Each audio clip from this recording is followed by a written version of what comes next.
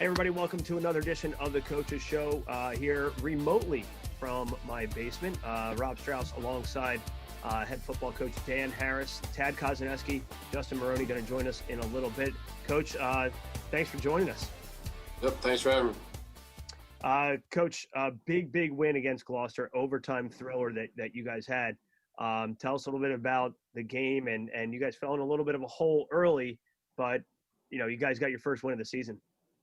Yeah, it was the hole you talk about was just a little bit of the same little things, making a couple mistakes here and there, just executing. But we luckily rebounded and had some good plays and did some good things later on in the game. Early on in the first quarter, Nelson ripped off a 30-yard touchdown run, put you guys down 7-0 early. But I think one of the biggest parts of that first half, Coach, was the defense and how the defense really stepped up in that second and towards the end of the second quarter as well as the second half. Yeah, not to make excuse for the kids, but the day before we're practicing in the gym, and the big issue we had was the inside linebackers were lining up too close to the line of scrimmage, and that was part of the reason we our angles and our pursuit getting to the ball was poor for that big long run. So we made some adjustments. The kids made some adjustments. I think we did what we normally do. We feel the team out, and then we adjusted. Two big plays on defense that you guys had. David Barber and Mayhew as well had some really big plays. David Barber, great game on both sides of the ball for you guys last Friday night. Yeah, Dave stepped up. Kind of been waiting for that as a senior. We want seniors to step up, and he did a great job for us. One of the big parts of the game, and I think I can speak for everybody that was helping to broadcast the game, was the emergence of Yoel Rodriguez. Had a phenomenal night for you guys. Do you think it was a lot of it because the attention was given to Valeriano, or is this just kind of his time to shine? It was a little bit of, again, we've been waiting for some seniors to step up, and some of the coaches, position coaches, coordinators were pretty rough on the previous games. We're hard on them, and I think it's starting to show in practice, and then it finally got to show on the field, and he stepped up and responded to some coaches calling him out, and he had a nice game. Hopefully he keeps doing that.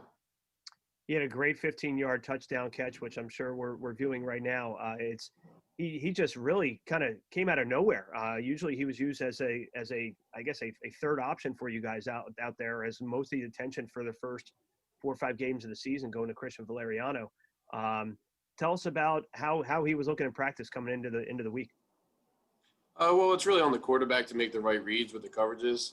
Like I said, the coaches were hard on some of the position groups, specifically the receivers. Guys, there's a trust issue sometimes with the quarterback, guys not being running the right routes and being in the right spots.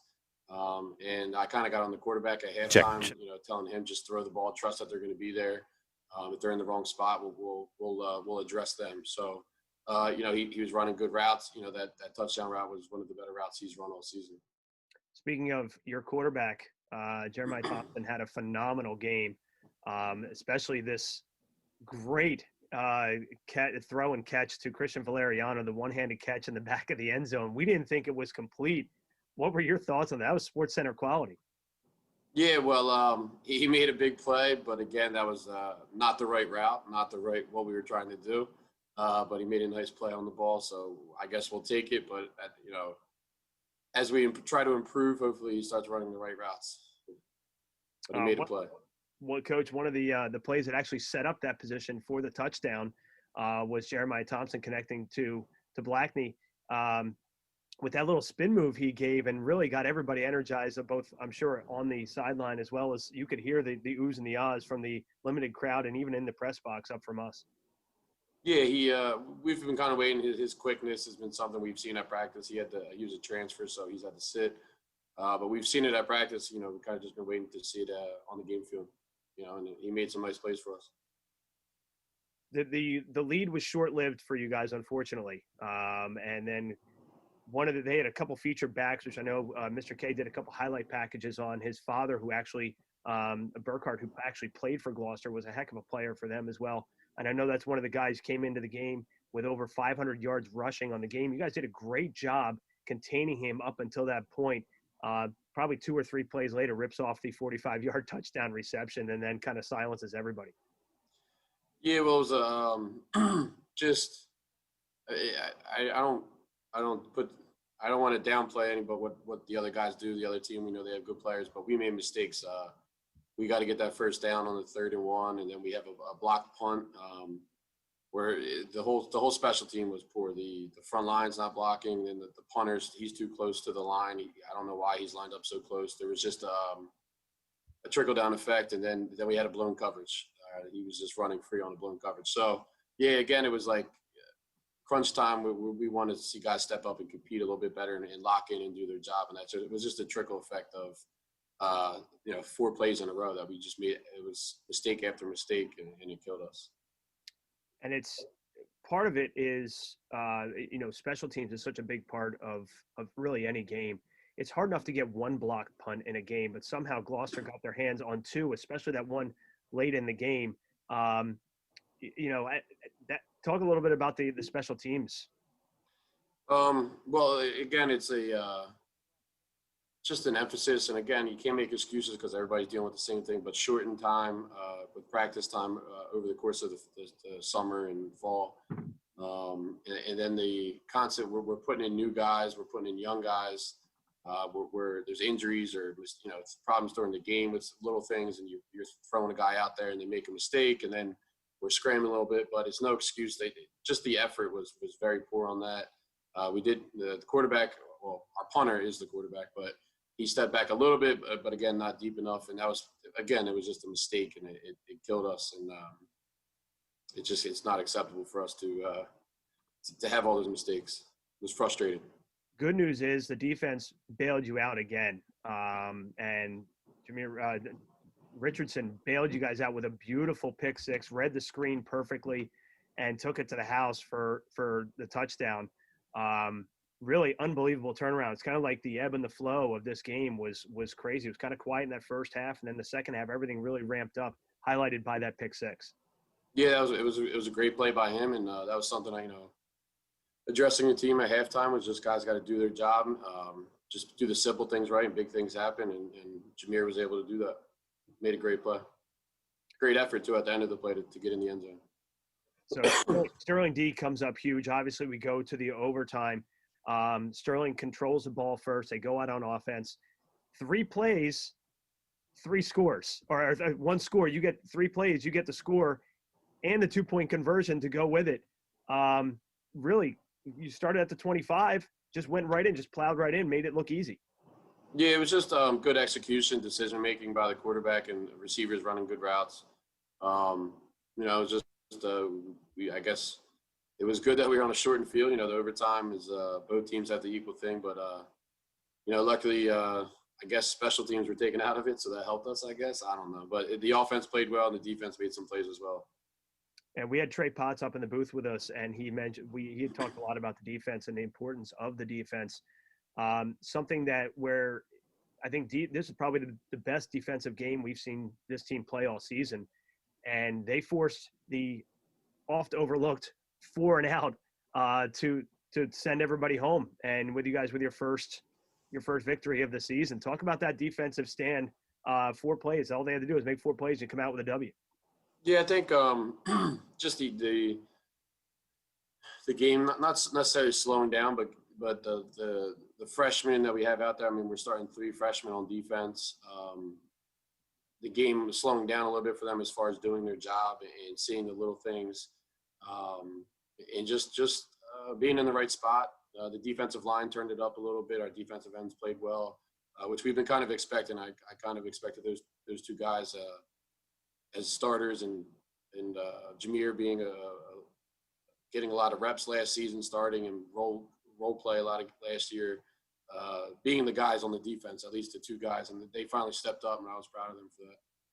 2014 is the final. You guys get your first win of the season. Before we look ahead to the Paulsboro question, as always, we like to focus on some of the student-based questions. I'll turn it over to Justin Maroney, who joined us here from our sports broadcasting class. He has some questions from some of the fans that we were going to bring into the studio, but we got their questions in a little bit early. I'll turn it over to Justin. Justin, you got a couple questions for Coach.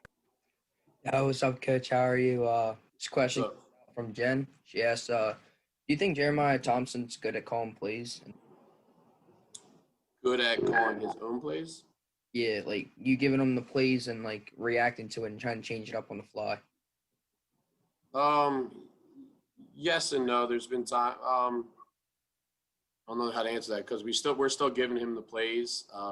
He's adjusting. Sometimes he's switching things, but um, it's been a slow process. But he's still taking in everything as far as running the offense. So he's done it. He's improved, drastically improved. Yes. So I guess This one yeah. comes out from Haley Watson. She asks, after the big win against Gloucester, what would you say is the biggest thing you guys have to work on for next week? Consistency, staying consistent in all phases of the game, and executing just the little assignments. Just improving. This one's from Henry Kern. He asks, how do you build a good performance you had against Gloucester? How to build another good performance against Paulsboro? Just keep it simple, execute, and everybody just do their job and do it with energy. All right, Tank, we'll actually hold up for your last question. I want to bring in Mr. K into the fold here as we look ahead to the Paulsboro game, a Saturday 11 a.m. kickoff on the road. Never an easy place to play, Tad. We've been there several times before. And our experience with Paulsboro usually have a lot of really good athletes. A tough place to play. Very tough place to play. Always a solid team. Coach, before I even get into the game with you, there's a COVID issue going around the school right now. I know my son's affected. A lot of the upperclassmen are affected. Do you know how many players you're going to be affected by even going into this game? Yeah, we have, I guess you would say, three two-way starters out. So that's like missing 6 players altogether. Correct. All right, so right there's an uphill battle to start. The next thing is you look at the numbers. First of all, in general, the history of being around this area, when you hear the word West Deptford or Paulsboro, the kids always react differently in practice week. How do you think practice week has gone, knowing that they have Paulsboro sitting there on Saturday?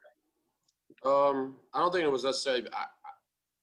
I don't think it was necessarily the fact we're playing Paulsboro, but Tuesday I thought was with the weather and we weren't in school and the kids came in a little relaxed.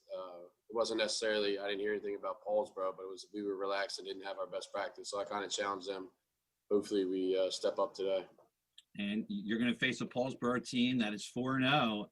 In your opinion, it looks like we played Heights on our schedule. They're undefeated. On paper and based on what you've seen, is Paulsboro the best team that you've faced thus far or going to face? Yeah, defensively, they're by far the best defensive team we're going to see this season.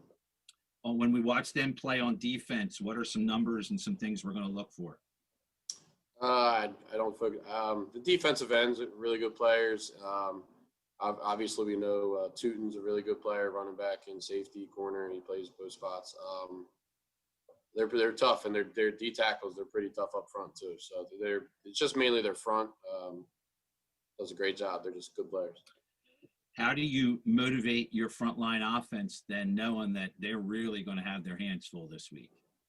Well, it's kind of been the theme all year is this is opportunity. I mean, we got freshmen, we got new players up there. This is opportunity. You mentioned the COVID issue.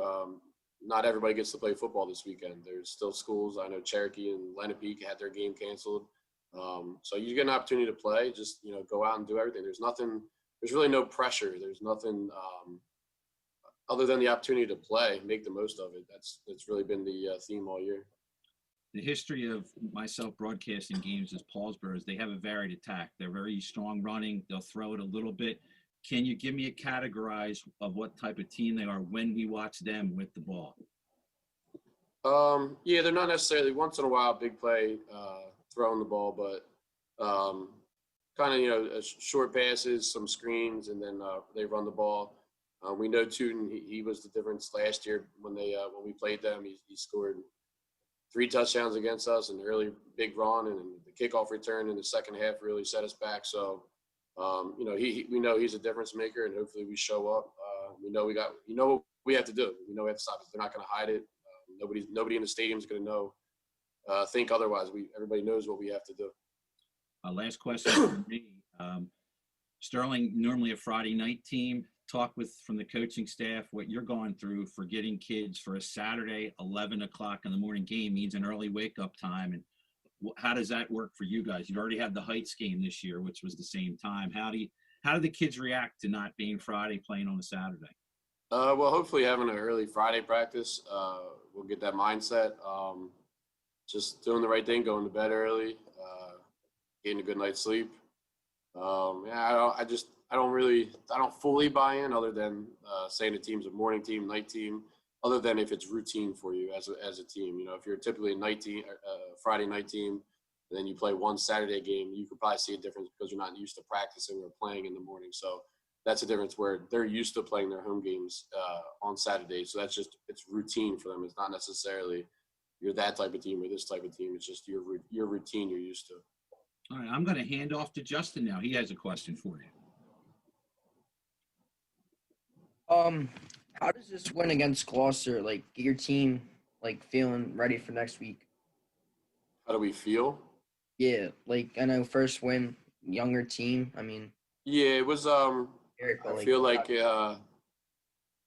hopefully they understand not to be satisfied. You know, I think that's the big thing is I feel like we took a step back a little bit at practice as far as the energy goes, because we were like, okay, we won a game. And that's not acceptable. We got to show up this week as well. We got 4 more games to play. Coach, thanks again. I know this is kind of a weird setup here. We're not in the comfy confines of Mr. K's studio, so I appreciate you taking some time out.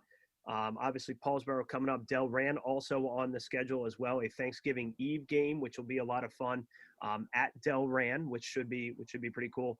We'll have more of the updates as to what other games are going to be added. Do you have any idea when they're going to make that call in terms of when they're going to add? I really had no idea. I believe Derek Sellers was on a broadcast and may have mentioned that. I don't know.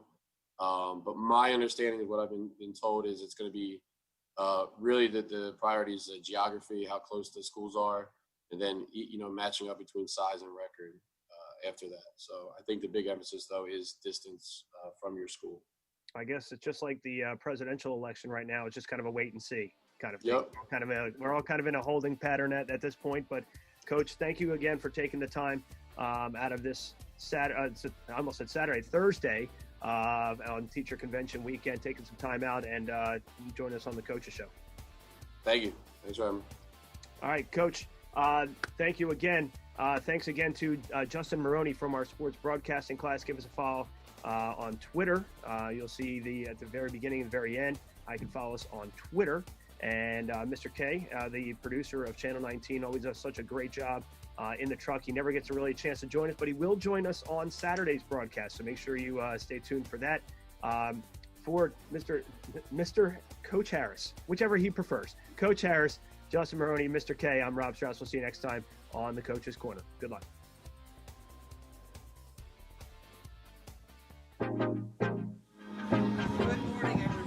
Good morning, everybody, and welcome to Paulsboro, New Jersey, where Sterling TV 19 is proud to present high school football between Paulsboro and Sterling. I'm Tad Kosneski, along with Kevin Schulz and Rob Strauss. As Sterling gets ready for this game today against Paulsboro, it would be extremely difficult in the fact that Paulsboro is 4-0. But Kevin, it's going to be that much more difficult because the COVID bug is wandering around our area, and we're missing a handful of football players today. Yeah, and Jeremiah Thompson to start with your starting quarterback and a host of other players. So this would have been a monumental effort, as you said, Tad, coming in with all these guys, but it's even more so with a limited group out there, a lot of JV guys bumping up. So it's one of those things where if you're strong, you're just going to go in there and just try to do your best. And Rob, this is a very, very good Paulsboro team. Yeah, and traditionally they do have a lot of really good athletes on this squad. As we see, the kickoff is going to be taken by Barber. So Barber's going to come up the sideline. He's tackled at the 25. And now here's where it gets real interesting if you're a Sterling fan. Your quarterback today is going to be Santino Savarese. Now, he has been a wide receiver. He's a sophomore. This will be his first game as wide receiver, and he's got all kinds of backup players around him. So we'll see how this develops as the game goes on. So it's going to be 1st and 10 Sterling from their own 25.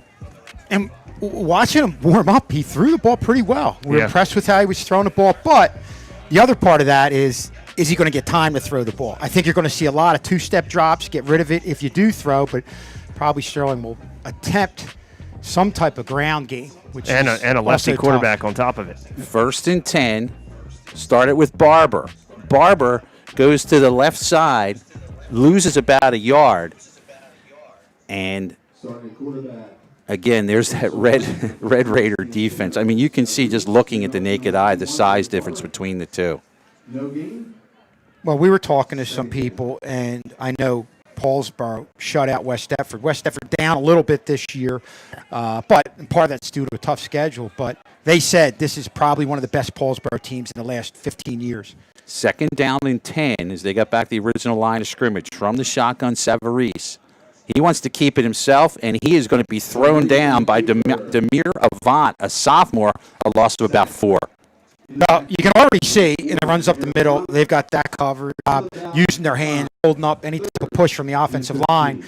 But you look out on the edge, and you saw right there with Avant, covering things and going one-on-one against Savarese and easily bringing them down. Savarese, no time either, Tad, to really try and make that play develop. 3rd down and 15 as they lose 5. 2 wide outs to the far side. The lone back is Barber. In the slot is Richardson. This is a pass play. Gets it off quickly. It is caught.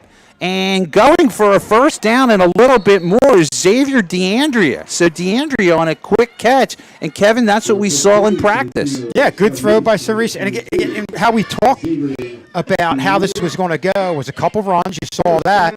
But the passing game would just be from the shotgun, get rid of it quick. You saw that right there with the pass. It was right on the money from Savarese. From the 40, 1st and 10 Sterling. Barber able to get about a yard before he's brought down by Jason Lucci, a senior. Give him maybe 2. Barber had a great game against Gloucester on both sides of the ball. We heard Coach Harris talk about that in the coaches show. Had a couple nice breakaway runs. Also played some really, really good D, Schulte. Yeah, definitely a kid who's a hard-nosed football player. Like you said, a lot of the yards that he got running the ball were hard-fought for yards where he's bouncing off people and getting a couple extra yards after contact. 9:45 to go, 1st quarter. Sterling with their first possession of the game. It's 2nd down and 9. Barber, he's met at the line of scrimmage and brought down again by Jason Lucci. Back to the original line, it'll be 2nd and 9. And they were able to get past the initial penetration, but Paulsboro is winning so many of those one-on-one battles that they can have somebody miss, but they have so many people going to the ball that it's very tough for Sterling to get past that first level. It's actually going to be 3rd down and 9. 2 wide outs to the far side. One in the slot is DeAndre. He caught the last one. 3rd and 9. Pass play on, faking, get the pass off, and it's dropped. He had a receiver there. The receiver's wearing Thompson's uniform, who's not in the game, so I'm not sure who that is. They switched a lot of uniforms before the game, but it'll bring the punt team on, but they had that play if they wanted it. Yeah, went not across the middle, a little bit more downfield. Had an opening, and I liked the nice pump fake initially off to the left side. I think that froze the defenders a little bit and allowed you to get a little bit of an opening. Pass was just a little bit behind, but one that hit the hands and could have been brought in. This has been a problem for Sterling, especially in the Gloucester game, and your punter is back up for today. This is DeAndre. Now, he is 12 yards back. That's going to be a start to help. 1 man back for Paulsboro. Snap is good. Kick is up. It's high. It is not deep at all. It's going to bounce about the 45-yard line. Gets a Sterling bounce, and it's going to die at about the 33, where Paulsboro will take over 1st and 10 with 8:46 to go here in the first quarter. Their quarterback, Tyree Thomas, has thrown 6 touchdowns this year, no interceptions. Their featured running back, Bashil Tootin, averaging 5 yards a carry and 5 touchdowns on the year, and he is a man-child. Yeah, no question. One of the best in South Jersey. Had an outstanding year last year and just picked up where he left off. Teuton's number 33 next to Thomas. 4 wideouts in this set, 2 on each side. 1st and 10. They're going to pass it. Complete. Small gain of about 3 as they get out to about the 38. Good defense by Sterling. Yeah, we talked about how on the Paulsboro defensive side, they're getting a lot of people to the ball, but a real nice start there for Sterling. Even though they got a few yards on the pass, we're able to get a lot of bodies out there, and I think that's the big key today. Don't allow the playmakers space on the field. 2nd down and 6. Teuton near side. Sterling there and not quite able to throw him down, but a great job on that play. Rashad McQueen, the senior, got penetration, made that defensive play happen. And we saw Rashad McQueen make some really good plays last week against Gloucester. Another good one there. Didn't really wrap him up in the backfield, but held him up enough. Both you guys nailed that. Yeah, he really made Teuton go back a little bit. That enabled Sterling as a team to get there. And again, we go back to 2 plays. Sterling was able to get a lot of bodies to the ball. 3rd down and 3 as they go back to Teuton. Teuton now far side, gets the 1st down. Teuton going to get across midfield, down at about the 45-yard line, tackled by Andrew Vi. Well, that's a play that only a special back makes. You see him initially go up to the right side. The hole was clogged up. Bounce it out to the left side, adjust it, and just like that, it's able to get a 1st down. The real delay handoff there to Teuton. It's so delayed that I don't think he was ready for that as McQueen is in there. Also in there on the stop, Jake Paris.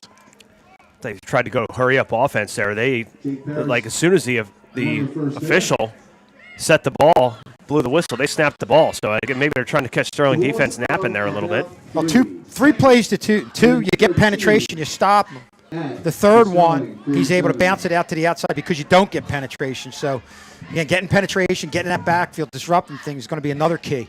2nd down and 13. Pass play near side. It's caught. That's Hardy on the catch. It's going to leave him about 3 yards shy of the 1st down. In there on the tackle was Barber. Gutsy throw and an even better catch as Paulsboro going to go hurry up here, Ted. 3rd and 2. Teuton. That quarterback keeps it as fools us all. They'll get the 1st down as carrying was Thomas across the 30 to 29. Nice fake. Nice run by Thomas, but an even better pass on the previous play. You've got to like that throw and the quick release thrown into a tight window across the middle. Teuton from the 30, 1st and 10, gets another 1st down, a gain of 15.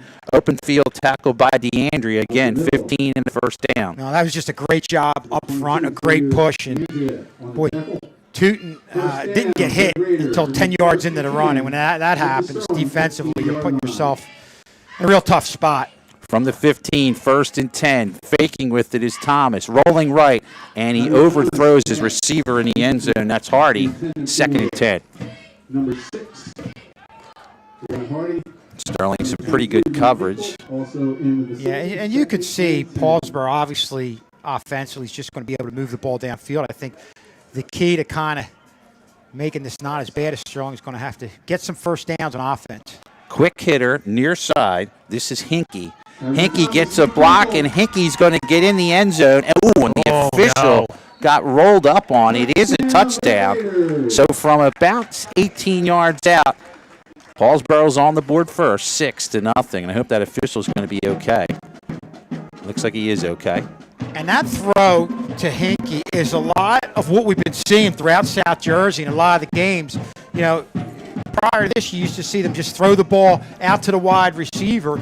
He'd catch the ball, turn up field. Now what you're seeing is seeing them run into the ball, having momentum before it gets upfield, and a lot of teams are having trouble with that play.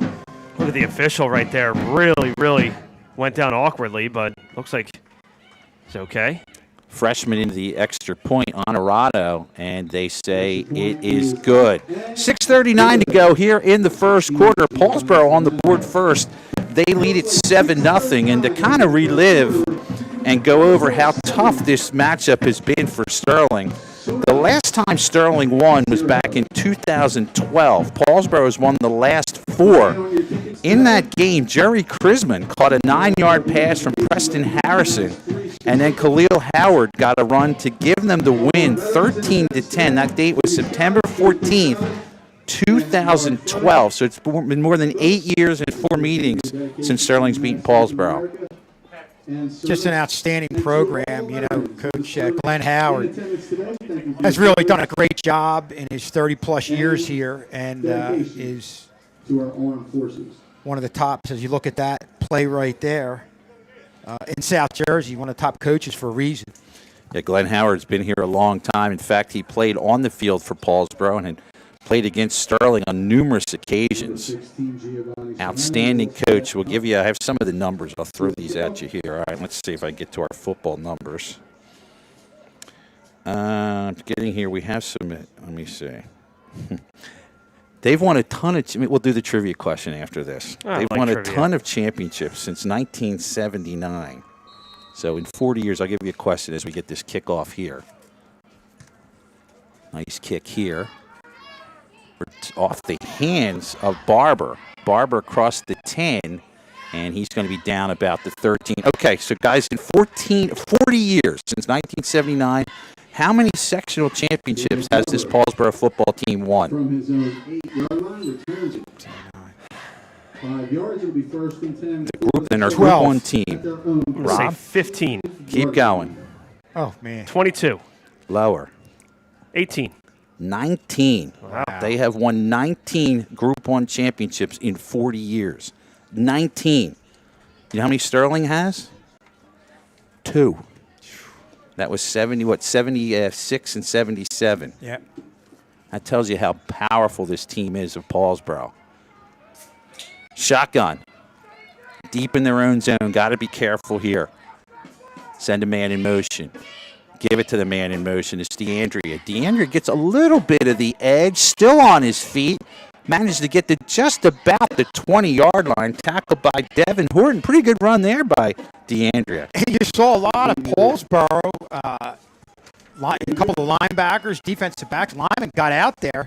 But give credit to DeAndrea. He just won the race to the edge and was able to get upfield. A real nice run on first down by DeAndrea. And again, if you're tuning in, Sterling down a significant amount of starters due to the COVID bug in our area. So we have our sophomore quarterback in. We've got a whole different set of wide receivers. And so far, our quarterback, Severese, the sophomore, hanging in there. Man goes in motion. Second down, we'll call it a long 3. Barber. Flag flies. Penalty flag at the 20-yard line, probably in the area of holding. We'll see what our official has for us here as he comes in. And it is holding against Sterling. And that'll move the Knights back. And you can see what Paulsboro does defensively. So confident in their ability to cover one-on-one, have everybody up on the box, and it just makes things very difficult for Sterling from a running standpoint. We'll call it second down and 14. Ball placed at the 10-yard line of Sterling. Clock winding, under 5.5 to go here in the first quarter. Knights down by 7. All things considered, not too bad of a start for Sterling today. Second and 13. This is a pass play. Deep down the sidelines. Who wants it? It's going to be picked off. Picked off on the play by Quamir Gant. Great coverage by Gant on that play. Yeah, well, that's what we said. You've got the ability to cover him one-on-one, and you clearly saw that with Gant. Even if the receiver's running with you, his ability to go up and get the ball and stay with the receiver allows Paulsboro to have everybody up in the box, and it really puts Sterling in a tight spot. Set up a lot by that holding penalty too. Then you're stuck. You don't really have much in the arsenal with the new players you have out on the field. It's a tough situation. First and 10 from the 35. Pass play. Zips one in. That is caught. A real nice catch there. It's coming down the near sideline. Gets a nice stiff arm. That's Javon Bagby. He's just a sophomore. Gains 11 in a first down. I'm impressed with Gant and his ability to get the ball there. Nice tight spiral. But even on top of that, the quick release. I mean, that's one thing you look for quarterbacks when you're talking about guys going to the next level, and you definitely see that from Gant. 1st and 10. Tootin goes to his right, gets the edge. He has a shot to take this one in, and he will score. Tootin goes in from 23 yards out, and for Tootin on the year, that is touchdown number 6. He wasn't even at full speed, Schultz. Yeah, going in there, getting around the edge. I'm sorry, I said again, it was Thomas, the quarterback. So Tootin on the delay comes in and scores, makes it 13-0. Extra point try for Honorado, the freshman kicker. It'll be Murray on the hold. On a beautiful day for football here from Paulsboro. High snap. The kick is off, and the kick is good. 4:49 to go here in the first quarter from Paulsboro. Paulsboro leading it 14-0.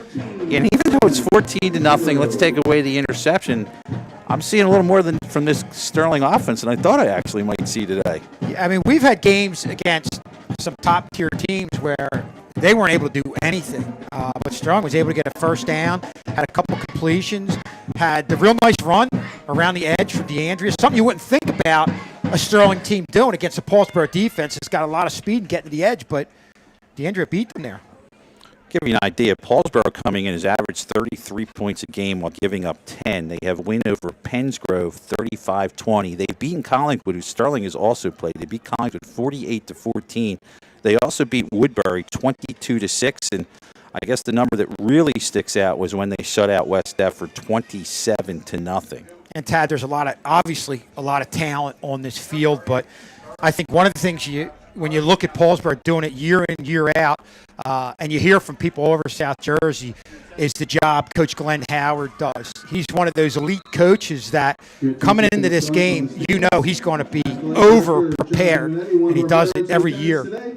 Barber catches it on the line, across the 20, across the 25. He's tackled by Quamir Gant, and Sterling will take over at the 25 with 4:44 to go first quarter. Tad, you mentioned a beautiful day for football. Temperatures 15 degrees above normal. Just we talked about this in the pregame. We should be much more layered up at this point. At this point of the year, you would have never thought that we'd be sitting in the press box with shorts and T-shirts on. Interesting to see. Usually that means a cramping situation as the game goes on. We'll see how that develops. 1st and 10 for the Knights. Shotgun Santino Severese, the sophomore. Barber is not going to get by the first line of defense. Is right into his kitchen there was Robert Lovett, the senior. They're going to lose about 4. Hands off to number 1. One thing when you look at that defensive line and you talk about being fundamentally sound, they do what you teach at the nose guard and defensive tackle position is to get your hands right on the chest of the offensive lineman. Don't allow them to engage in their body. You see that right across the defensive line of Paulsboro. 2nd down and 14 for the Silver Knights. Barber this side and gets by 1. Nope, but it almost looked like the end of that the game we had last week. That was Demir Vaughn who had his grab of his shirt. It's going to be lost about a yard. And this is the type of defensive line you want to play behind if you're a linebacker, because you've got so much freedom to roam back and forth, and it gives you the ability to take on a ball carrier without having a guard or even a fullback come at you, just because of the great job up front that Paulsboro is able to do on the defensive line. 3:30 and counting to go here first quarter. Shotgun on a 3rd and 16. Send a man in motion. That's DeAndrea. DeAndrea's going to take it, and he runs into a red wall in Tino Savarino. And they're going to lose about 4 more. And that play goes back to what we were saying about Paulsboro being well prepared, knowing what's going to happen. It's almost like you could see them anticipate that play and be there before the ball carrier even got there. Tootin will go back for Paulsboro. He stands about his own 50-yard line as DeAndrea in the kick. So, Opening drive looked good, Ted. yes, it did. And I think you're going to have to throw regardless. Sterling chose not to throw on that drive.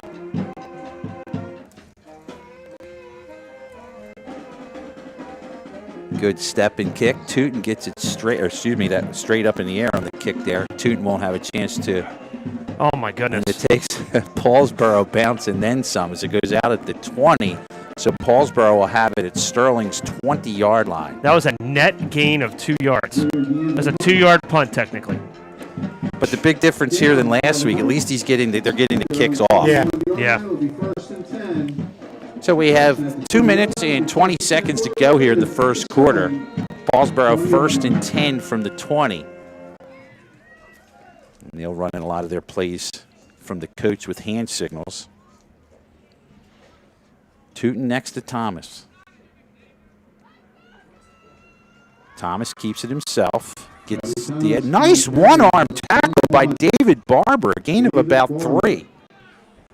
Well, Rob, you mentioned David Barber doing it on both sides of the ball. We saw on offense, having a couple nice runs, then defense, taking on Thomas one-on-one, who we've seen have the ability to tuck it in and go, almost like a running back from quarterback position. Real nice play there by David Barber. Under 2 minutes to go, first quarter, 2nd down and 7. Man in motion. Tootin. Tootin's 8 yards up the field before he's touched, and he's in for yet another touchdown from 18 yards out, and Paulsboro increases the lead. Boy, what a strong lower half of the body that allows him to just plow right through people. And obviously, we've seen a little bit of everything from Tootin, the speed and going to the outside, the quickness in the cuts, adjusting when the hole isn't there, finding your own opening. And there he had a hole, but finished it off with a lot of power in the last 6 yards of that run. Tootin stands 5'11", 195, but it's going to be a tough one to bring him down when he gets ahead of steam. Extra point is long enough. It is good. With 1:40 to go, first quarter, it's been all Paulsboro. They lead it by a score of 21-0. Let's see. We'll try and throw something out to you. Kevin might have a better chance of this. Paulsboro's wrestling team had a streak of 307 consecutive wins in the Colonial Conference. The streak started in 1971 and ended in 2008. First question I'll ask is, in 1971, who was the last team to beat them? Oh. I know you know the answer to the other one. I knew that. I almost jumped in early on that one. Good thing I did. In 1971, what Colonial school beat them for the last time before they went on their 307-game win streak in the Colonial? Oh, man. You got a 1 in 10 chance. I'm going to say, Young ladies, young gentlemen, the Paulsboro High School. who am I going to say here? Boy. Well, Rob, you have as good Sterling? a chance either. It wasn't Sterling. Okay. I will say Gateway. Was not. Well, the Gateway wasn't around by it. They were around in 65, They were around? I believe. Okay. So it is not Gateway though. Woodbury. No, it was not Woodbury. We're running out of Colonial Conference teams. It was not Heights. Haddonfield. Not Haddonfield. You ran Haddon through Township. There you go. Winner, Haddon chicken Township. parm dinner. Good job. We'll get some more details. This is going That's to a live go ball. inside the 5. Holloway picks it up, and he's going to get out to about the 10-yard line. So, again, the streak started in 71. 307 wins in a row. Kevin, you can announce the team that finally beat them. Collingswood.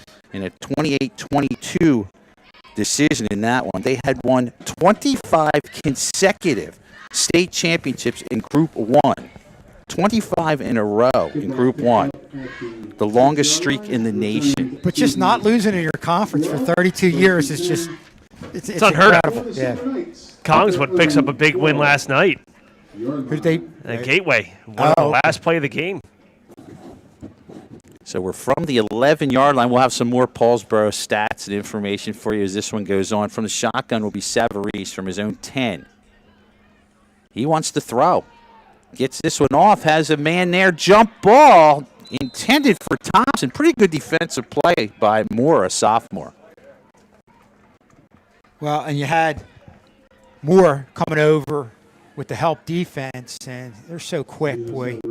The ball's up in the air, and they get right to the receiver in a hurry. And just like a lot of the Paulsboro defenders have the ability to go up and win those one-on-one battles.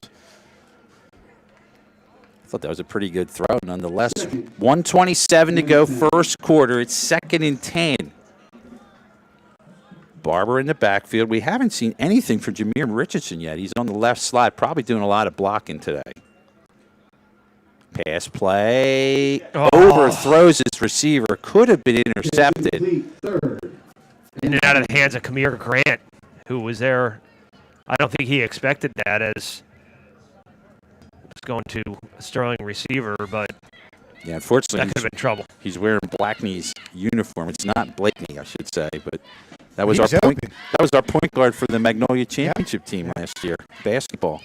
And our ball boy for about the last 10 years for Sterling football. I'll have to ask Coach when we come downstairs who that is. 3rd down and 10.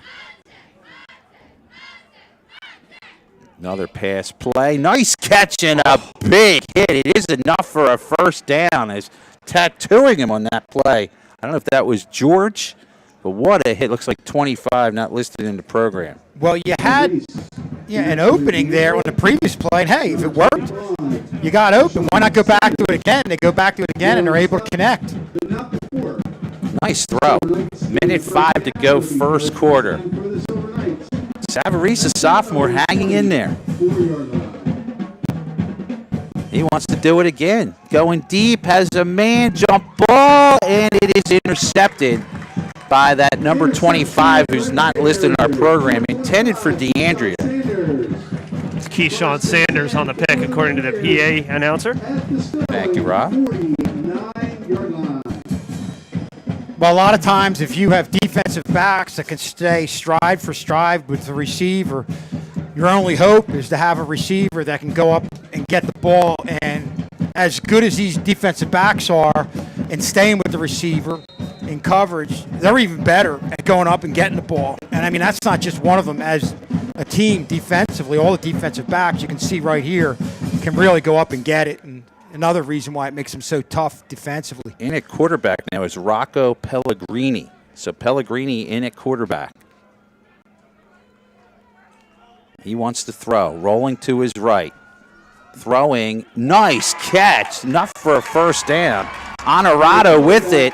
And Honorado is going to get in after a throw from the backup quarterback 49 yards away. Tell you what, guys, that was a pretty rollout and throw right on the money. Yeah, and a lot of receivers would have caught it and just maybe went out of bounds or up towards that way to get run out of bounds, but Honorado was still looking to make more of a play and turned it back to the middle, showed a lot of speed and getting to the end zone. How about the move also to cut it back inside? Yeah.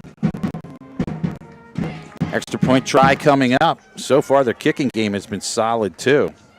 And Honorado, only a freshman.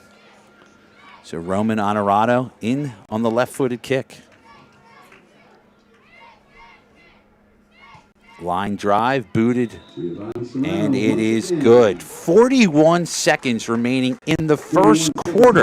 Paulsboro 28, Sterling nothing. And guys, that always impresses me when I see a young receiver. And we talked about it before. As a young receiver, a lot of times they're just happy catching the ball, make the catch, maybe fight for a couple tough yards. But just seeing him not only catch the ball, but look so explosive. And Rob, you said it, turning back into the middle of the field and getting upfield and ultimately getting in the end zone is really impressive for a kid that young. Want to say a special hello for all our Paulsboro viewers checking out this game tonight. They have very few chances to see themselves live on YouTube. Welcome them out. Also, our Sterling fans checking this one out. I want to remind you, we have some games coming up this week. We have a regular season soccer game Tuesday that is coming up. We'll be hosting Lindenwold. On Friday, the field hockey team has made a playoff game. They will be away. The Sterling football team will be at West Deptford next Friday. We are allowed to go out there. We will do a broadcast as West Deptford will also do one. We'll be at West Deptford next week. Now, the good news is you have a game. The bad news is with the COVID going around and the players that couldn't be eligible, they won't be eligible for next week as well.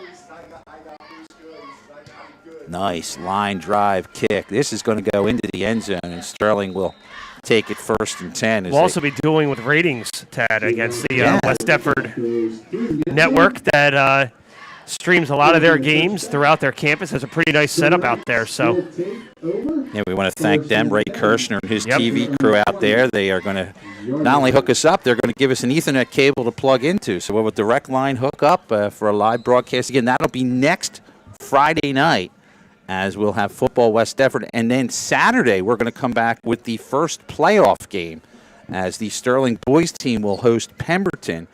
We're going to check in the Monday after that. The girls are going to play soccer at Pemberton, so that's our schedule upcoming. that's when it'll be 22 degrees outside. Absolutely. 1st and 10, Silver Knights from their own 20.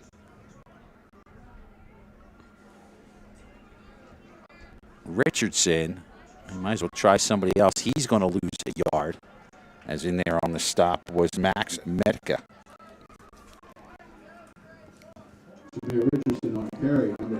I know this sounds crazy to even say or think about it, Tad. You kind of mentioned it a little bit. You know, when you lose a game like this, you try to pull some positives out. And as crazy as it seems in a first half game where they're down 28-0, I've seen some positives, especially with these young players, some playing varsity for the first time, you know, holding a pass across the middle, getting hit, taking on a big hit.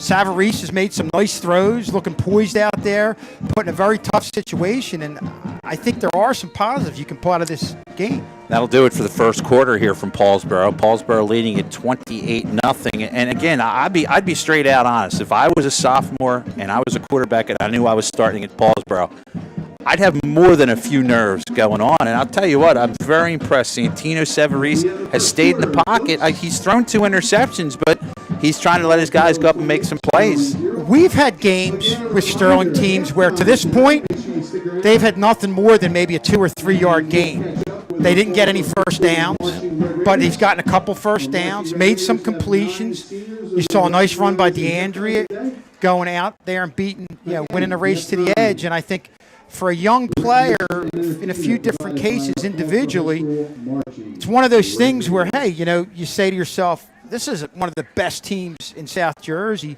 and I'm able to make some plays. Obviously, they're a much better team. They're winning by a lot here, no question about it, but there are some positives to be pulled out of this first quarter, as strange as that sounds. And now the coaches can see some things. Practice is different than a game. And again, this is a top-flight team that you're playing. So, again, we'll see what happens as we get set for the second quarter. Let's hand it over to Rob Strauss. Thank you very much, Tad. And you guys mentioned Santino Savarese, only a sophomore, and I think it's good to mention as well that he's going to get some reps.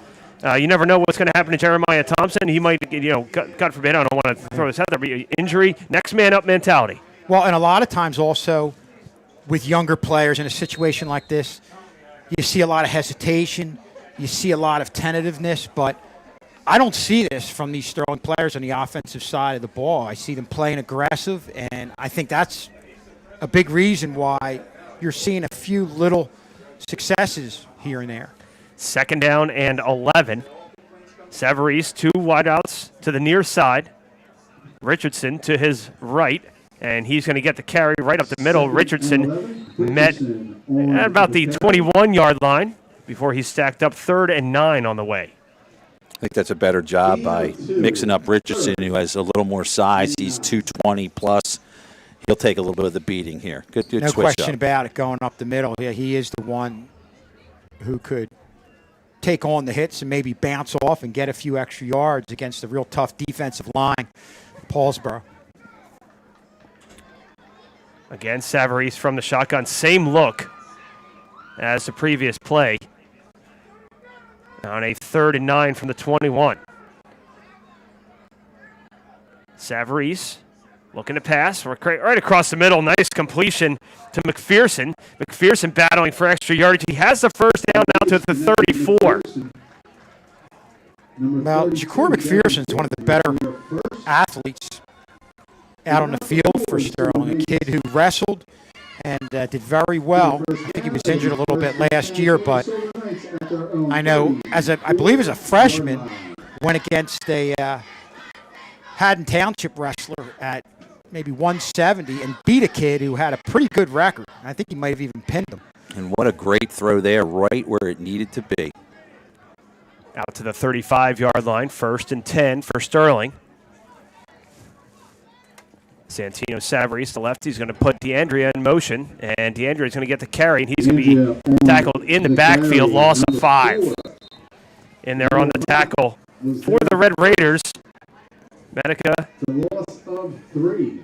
and Savanea. Also in on the tackle. It's a well-scouted defense. Yeah, exactly. I was just going to say that. And you see them getting, that's another play where you see them getting to the point before the ball carrier, and it goes back to the preparation. And, that's why they say Glenn Howard, coach teams are so tough to play against because they just do such a great job reacting to everything you do, every different look you throw at them. They're just a well-prepared group.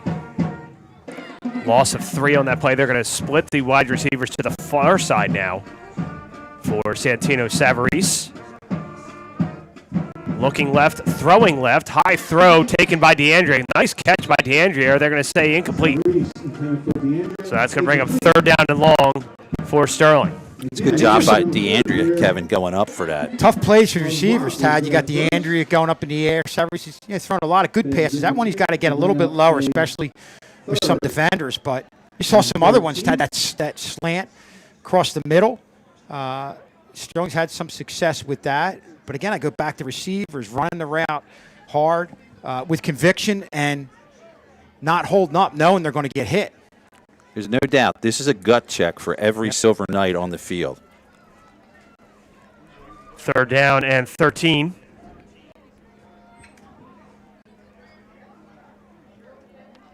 Two wide receivers to the near side. Savarese going to hand it off to Barber. Barber, spin move up the middle. Not going to get the first. Back to the original line of scrimmage. Maybe gains 2. 4th and long, and the punt team should trot out on the field, and they do. Not a bad job of David Barber making the initial penetration miss. I think they're going to go for this, Rob. Yeah, nothing to lose. At this point, whether Paulsboro gets the ball on the 35-yard line or their own 35-yard line, it doesn't make a difference. So 4th and 10 for Sterling, trying to keep this drive alive here in the first possession of the second quarter. Savarese looking left, throwing that way, and it's incomplete. Intended for number 5 for Sterling, who would normally be Jeremiah Thompson, not in the game today. And the Red Raiders will take over in Sterling territory. Kevin, I do like the adjustment of putting Richardson for the most part next to the quarterback. Whether he runs it, he's also pass protecting back there. Again, just get these practice throws, and that probably wasn't the best choice for a throw, as it was in a zone with 3 red shirts right there. Again, you go back to anticipation, but I agree with you, Tad. And that's the one thing we're worried about. Would Savarese have time to throw? He's has had time to throw the ball. Just a good job on the back end by Paulsboro defensively. 1st and 10 for the Red Raiders. Thomas flushed out to his right, being pursued by McQueen, and he throws it away wisely into the Sterling bench. Nice pursuit there by Rashawn McQueen, the senior. And for the success the Sterling's had on the offensive side of the ball, haven't had a whole lot defensively, but Rashawn McQueen's made some plays. He's had good penetration, and Kevin, they're thinking about throwing a flag here. Yeah, they're talking with the receiver in the air. There is a flag down on the field at the 26-yard line. I didn't even see that thrown in, Ted. Good eyes out of you. Offensive pass interference against Paulsboro, so Sterling will catch the break. It's so weird, Kevin. We've done games here where we've seen blowouts, and I know it's 28-0 here, and I realize it, but again, I'm seeing some positive things, and I feel silly saying it. I feel the same way you do. But I'm seeing stuff. We've had games where they've showed nothing, like we can't even get a yard, and so I'm very encouraged with what I'm seeing. And this is the type of game, if I'm a young player, I want to have something on film. I want to show the coach something to kind of put myself in the mix moving forward. 1st and long after the penalty. Thomas takes the low snap, looking to pass, going deep, has a man wide open and more, and he's going to walk in the end zone for the touchdown. 47-yard touchdown. 47-yard touchdown. And Paulsboro increases the lead now to 34-0. Kevin, that is just pretty. That was a beautiful throw, right in stride. Obviously, the defense wasn't in position, but what a throw. I'll tell you what, I've already said it before how impressed I am with Thomas on the short throws, but then, I mean, Tad, you couldn't have said it better there. Hit the receiver who was wide open in stride. We've seen a lot of times quarterbacks either over or underthrow that ball. That was just right there. Breaking news. Joe Biden has defeated Donald Trump and will become the 46th U.S. president, according to the AP. Somebody confirmed it. It's been a while in the making. Low snap. Kick is up high, and it is good. That was an important extra kick there, Rob. Yes, it was. 35-0 Paulsboro after the 47-yard touchdown connection from Thomas to Moore. And the clock will run at the kickoff. Obviously, we haven't seen a lot of the other teams that Paulsboro's played, but you can see why. If you've got them on your schedule moving forward, they're going to be a tough opponent for almost anyone. I mean, even if you've got a team coming in with a pretty good record, Paulsboro just has so many weapons on the offensive side of the ball. And that's been one of the things over the duration of Coach Howard's tenure here I've been very impressed with. Most high school teams, and I'm even going to go a lot of the Group 4 teams, they can only run the ball. In the last 10 years or so, passing's become a little more dominant with it. But we're talking 20, 30 years ago, his teams could beat you passing. Mm-hmm. And that's what I'm impressed with when I watch a Paulsboro team. Besides the discipline, the smart play, they can throw the ball, and it's very impressive. Remember, this is a Group 1 team. This is a small school, and they continually put it together. I remember, I'm looking at those stands over there, Tad. We came in here with Gloucester playing against Kevin Harvey in Group 1. In the Group 1 playoff game. I think it was a second-round playoff game, and Gloucester just had everybody go to Harvey. I mean, they just focused so much on Harvey, and Coach Howard just was able to get other people involved, and I think he had a couple backs get over 100 yards, and that was the key to them pulling away and winning the game.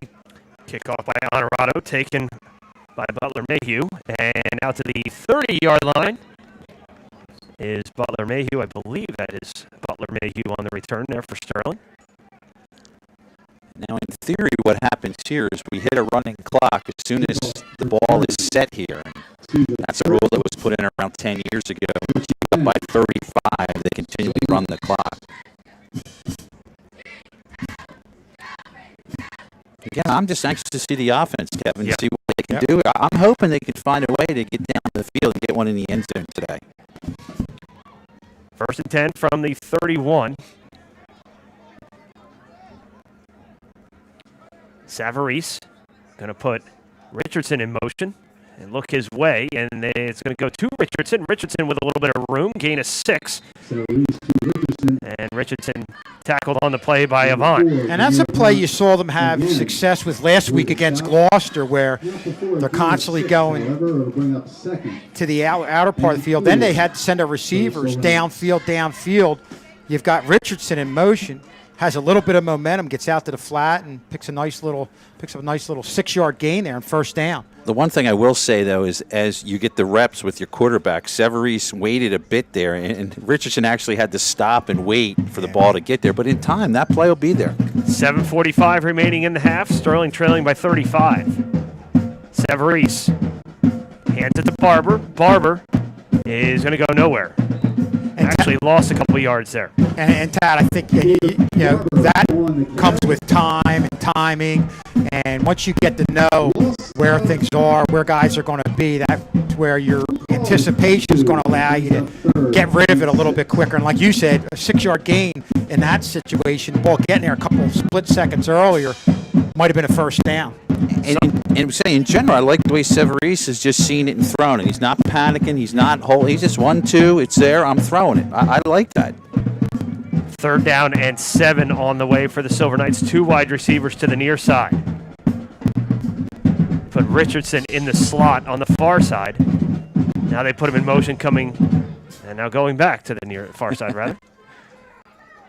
Savarese looking to pass. Plenty of time, and it has a man complete. Nice move by DeAndrea. DeAndrea has a first down and more, pushed into the Paulsboro bench right in front of us near midfield. We got a great look at that. DeAndrea went about 10 yards, cut in, stopped, and went out. The ball was thrown right on the money. Great pattern, great throw. Yeah, and you see the difference between getting the ball to the receiver on the money, having the momentum, just turning the shoulders upfield. And again, the big thing about the timing there is it allows the receiver probably ultimately to get a few extra yards and get the first down.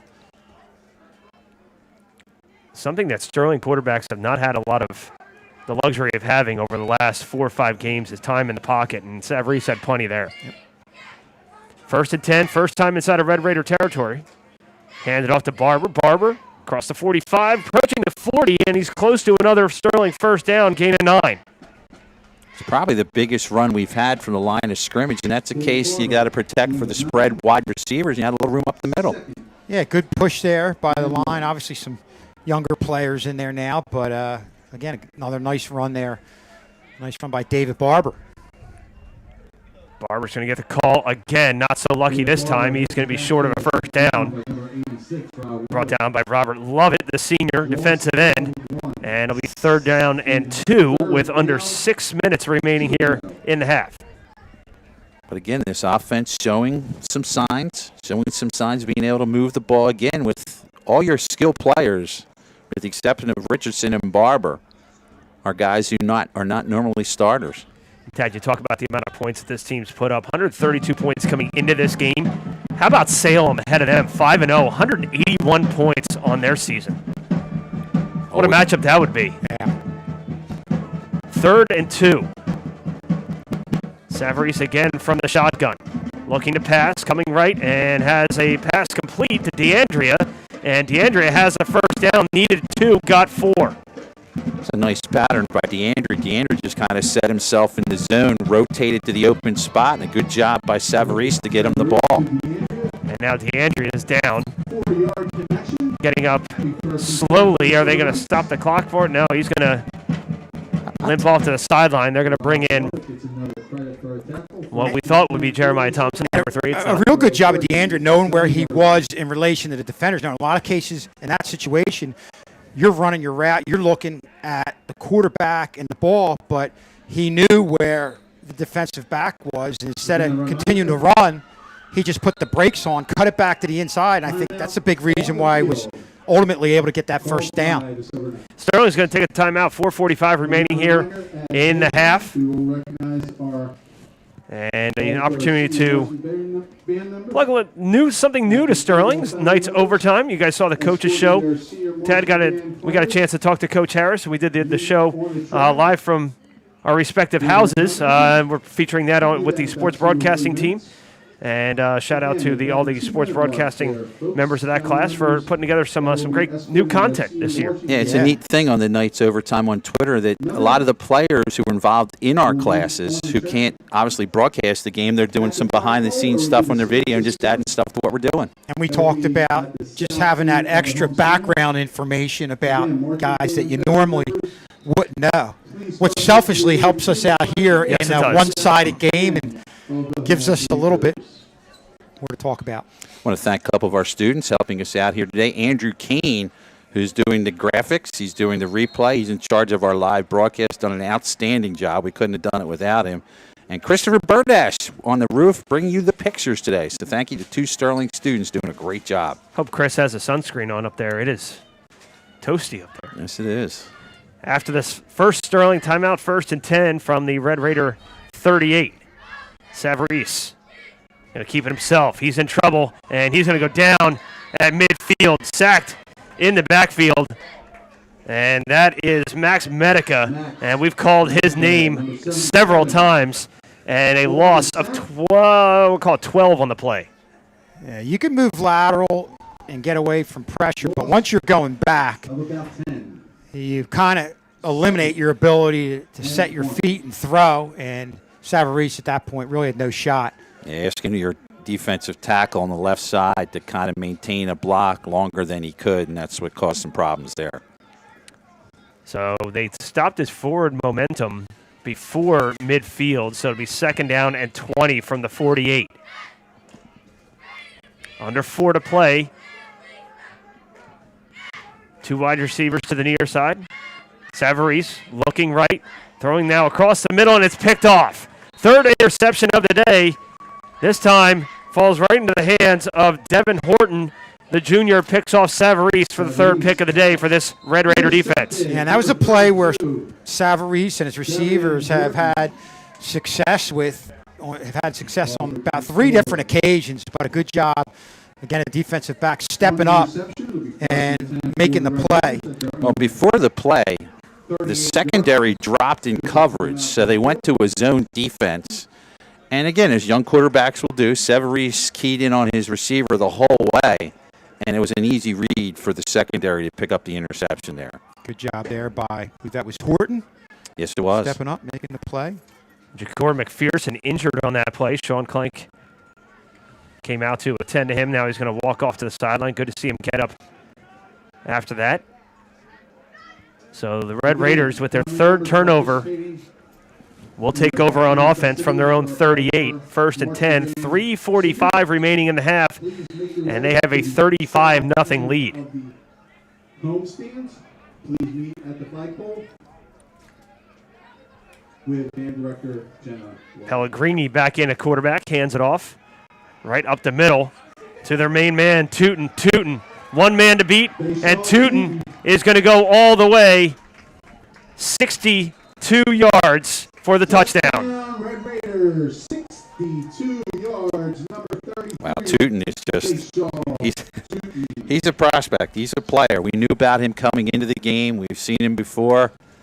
He is just difficult to tackle. When he's man for man, you're going to pay for it, and he does his job. 3rd touchdown of the game, and I don't even think Schulze, he put on the Jets at all. Well, we knew we were getting with Tootin, especially from last year in a much tighter game. He was the difference. There was no question about it. And just his ability to get through the line, and you saw right there how he could just turn it to a different gear and get it after he gets to that 2nd level. On to attempt the extra point. Roman Honorado, the freshman. The snap, the hold, the kick is up, and the kick is good. So 3:35 remaining in the half. Paulsboro in control here. Tootin with his 3 scores, Tad, has been just making it look easy. Yeah, he's done a good job. He's got good blocking in front. And again, you're a depleted defense behind Sterling, doing the best they can. They have struggled, obviously, coming into this game with tackling his Sterling. And again, this is a solid Paulsboro team. When they're undefeated and they got the numbers they have, you can see why it was going to be a problem for Sterling. And also, their defense. We're talking about their offense. Remember, this is a team that shut out West Deptford earlier this season, so you know they can play defense as well. And that's saying a lot. I mean, you look at the West Deptford's record of 1-4, something that I don't think in our time together, I don't think we've ever seen them at 500 unless it's the beginning of the season, let alone at 1-4. But their schedule did not, with the COVID changes and everything, did not lend itself to a favorable schedule, and as favorable as ours, obviously.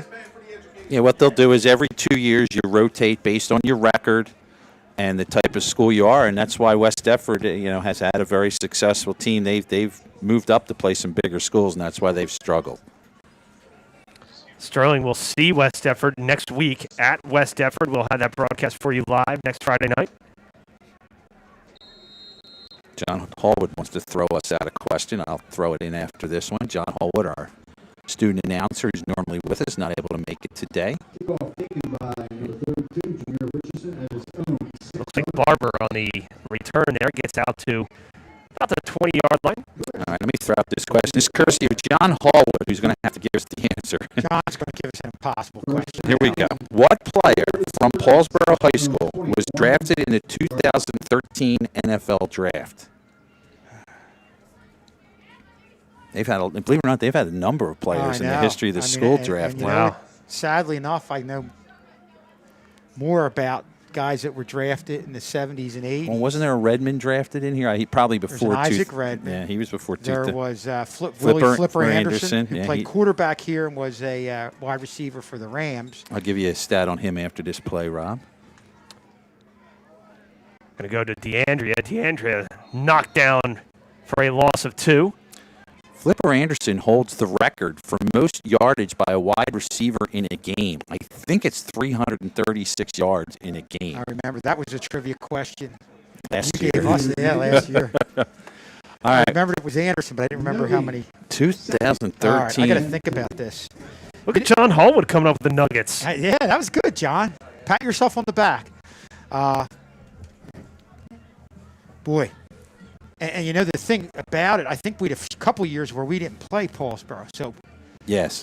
and he might have played during those couple years. That's my excuse if I don't get it. Savarese on 2nd down and 10, trying to find someone to pass who floats one into his bench. Probably the smart move there from Savarese. And Ted, you're nodding your head. I could see you nodding your head. You like that decision there by Savarese. I mean, he tried to buy as much time as he could. And again, if you're an Eagles fan, you know that Carson Wentz probably would have tried to throw that, and there was no place to go with that. So a smart play, just throw it away. I'm asking for John for a hint for us because we're not going to cheat and go to you or go to the web or anything. No phones are out. I'm just asking him for a hint. 2013. Anybody home can go right to Google and do it. We could if we wanted to, but we're going to play along. We've been accused of doing that. Yes, we're broadcasters who have integrity. Horrible All right, accusation. he says he's a linebacker. 3rd and 10. Savarese takes a snap, hands it off to DeAndrea. DeAndrea able to get a little bit of positive yardage out across the 25. It'll be 4th down and about 6. People in Paulsboro are yelling at us right now. We apologize. How do you not know this? I'm asking for his current team. He says he's a linebacker. We'll see if John can at least give us his current team. Maybe that'll help us out a bit. And is the player active? That's an where even did he go better to college? Give All right, where us did he that. It might take a second. Tick down to about the 2-minute mark of this first half. All Red Raiders 42-0. And Schulz, you are much better at this stuff than I am, so I give you a better chance than me. That's why I try to ask the questions. Savarese puts a man in motion. High snap taken by DeAndrea. DeAndrea not going to get the first down. The Red Raiders will take over on offense. In there on the tackle is Jason Lucci. I think he went. among I others. think I know the kid. He went. We have an idea if it's a kid who might have gone to Rutgers, but I can't remember the name. It's up to John Hallwood, our play-by-play announcer. Normally, Could who we could ask not our be. PA announcer? Yeah, see if he knows. See if we can get some help. We're going to phone a friend. We're going to phone a friend. All right, it says he retired in 2018. He went to Penn State. Now, are we talking about the West Deptford? Did he live here? So I'm trying to think. Who was there? Scarrato? Timeout. Did they say lived in Well, it Paulsboro? says- I went to Paulsboro.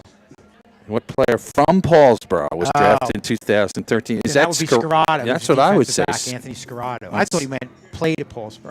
Let's see if he can give me the answer there. John, if you can hear me. And of course, we're a little delayed here.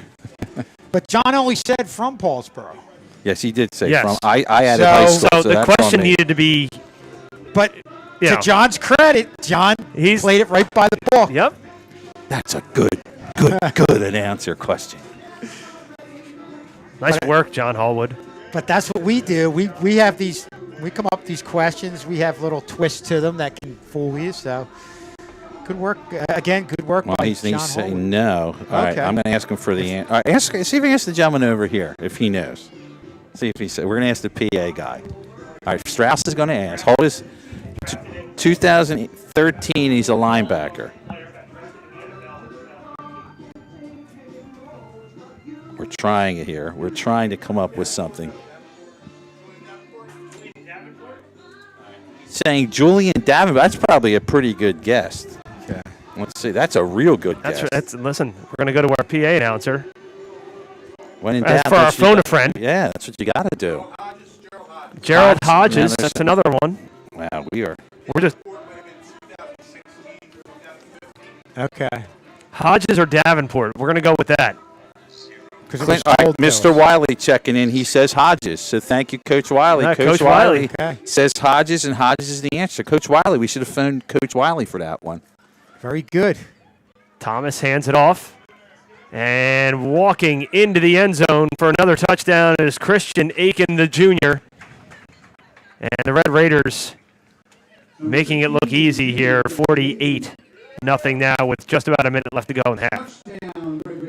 Well, for some of the positives we're talking about on the offensive side of the ball, defensively, we pretty much have no answer whatsoever. Yeah, it is what it is. And again, I think you have to go on fourth down. That's where the field Right. position's been the problem. And hey, it is what it is. Yes, it is. Snap to hold. The extra point is up, and the extra point for the 7th time is good. 61 seconds remaining here in the half. Red Raiders 49, Sterling nothing. It's amazing. We talked about the culture around here in sports for Paulsboro. We talked about wrestling, obviously football. They had a run in basketball. Kevin Harvey helped them win a state championship in basketball. It's just amazing, year in, year out, especially in football and wrestling. These guys just reload. What a credit to this program. I'll tell you what, these many years as I've come here as an opposing announcer, they have been nothing but pleasant, polite, courteous. I mean, I agree. that's why I enjoy coming here. It's a fun place to play. I mean, there's other schools that we go to throughout South Jersey, and you don't get the same friendly atmosphere that you get here. And what a following they have, too. I know with wrestling, it's almost like it's not even an away match for them when they go on the road because the whole town comes out. And, we have games against Paulsboro in football. You look across the stands where a lot of times you see a lot of open spots, but they bring an army. So it's a tight-knit town and with a lot of great traditions, obviously, athletically. I think one of the last times we saw that close-knit community environment that you were talking about, Schulze, is the playoff game at Woodstown a number of years back where it seemed like the entire town shut down. Oh, it did that night. That was a big That deal was for unbelievable. Woodstown. Yeah, it was the first time in a while they had been in a playoff game, and that was a big, big deal there.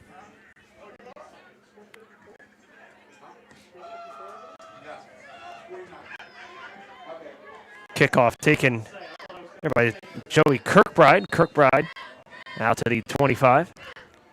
I want to remind everybody, football-wise, they've added some extra games. Next Friday, Sterling will be at West Deptford. We'll have that game live for you on YouTube. The following, I believe it's Friday. It could be Saturday. They have added Paul 6 to the schedule. So Paul 6 will then be on that weekend. We'll have that hopefully live. And then they'll be at Delran the Wednesday night of Thanksgiving as well. So they're your next 3 football games. And they're all away, too. Yes, they are. That's tough. Delran, I know at this point coming into last night is undefeated as well. Paul 6 has struggled a little bit. Kevin and I will be excited from that because we're graduates of that high school. So, And the ironic thing is we're going against a West Deptford team that obviously only has 1 win and a Delran team that's undefeated. But the West Deptford game could be the tougher game because in West Deptford, you're looking at a team that plays a much tougher schedule. So that's going to end the first half. All Paulsboro, 3 touchdowns from Bashaw Tootin, and it's 49-0 at half. We'll get off to a quick break, come back for the second half. You're watching live coverage of Sterling football at Paulsboro right here on Channel 19. We're back right after this.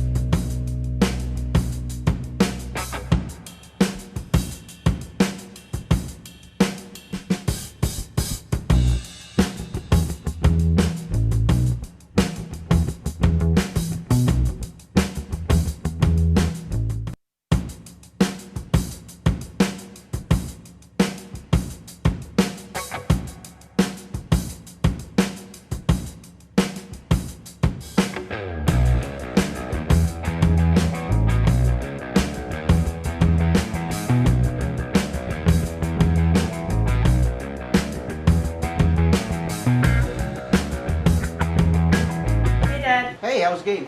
It was great. We won. I'm sorry I missed it. It's okay. You can check out all the highlights on Sterling TV 19's YouTube channel. Oh, wow, really? All right, I'll check it out then. Bye.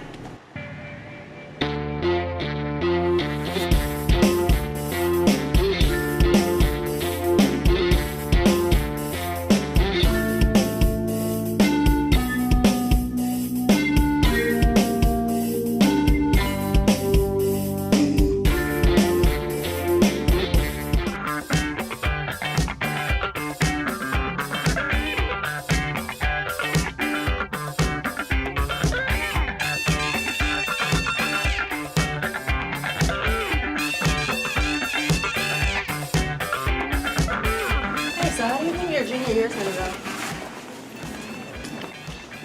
How do you think your junior year's gonna go? Joe? Joe?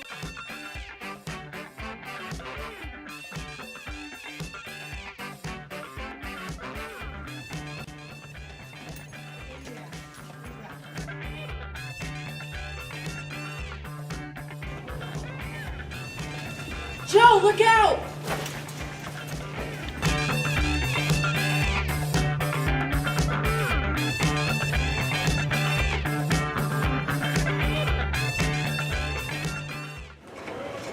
Hey, I don't think this is working out.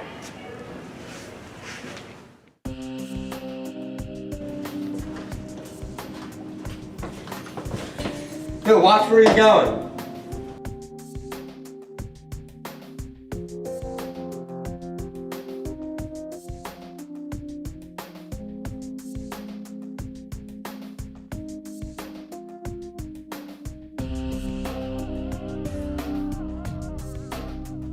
We've been talking and I don't think we want you sitting anymore. We've been friends for like ever. Why do you want me to go? I think you should just leave.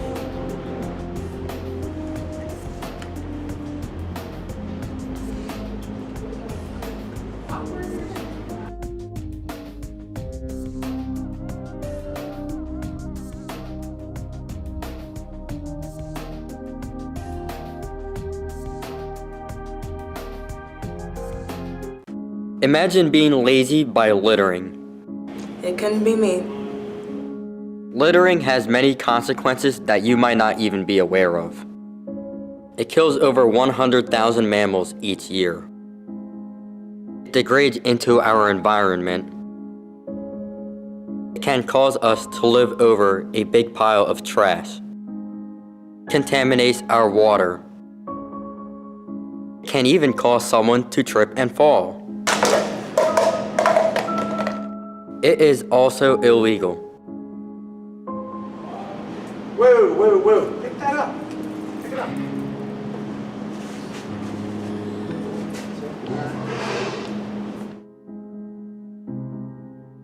So please, take the extra time to help keep our planet clean by not littering. Throw your trash in a trash can.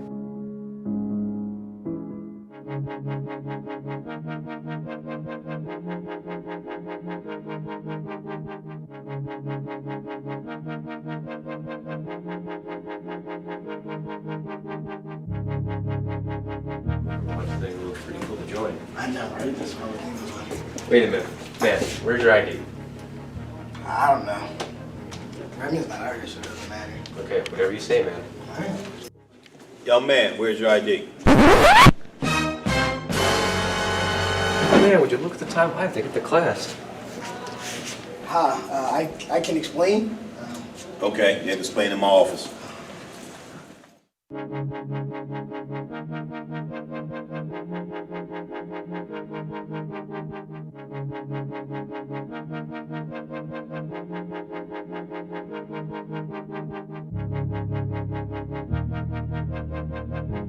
People are oblivious to the facts and supportive of the fiction. What should you believe? Believe the facts. COVID-19 is a real problem, and here's how you can do your part. Social distancing works. 6 feet apart from everyone. Proper mask placement prevents the virus from getting in and out, and lets you breathe normally. And if you're not near a sink, you can use hand sanitizer to kill the virus before it can keep spreading. But whenever you can, wash your hands. Soap, water, happy birthday. You know the drill. Let's help each other get through this. Stay safe, stay healthy, and go to cdc.gov for more information.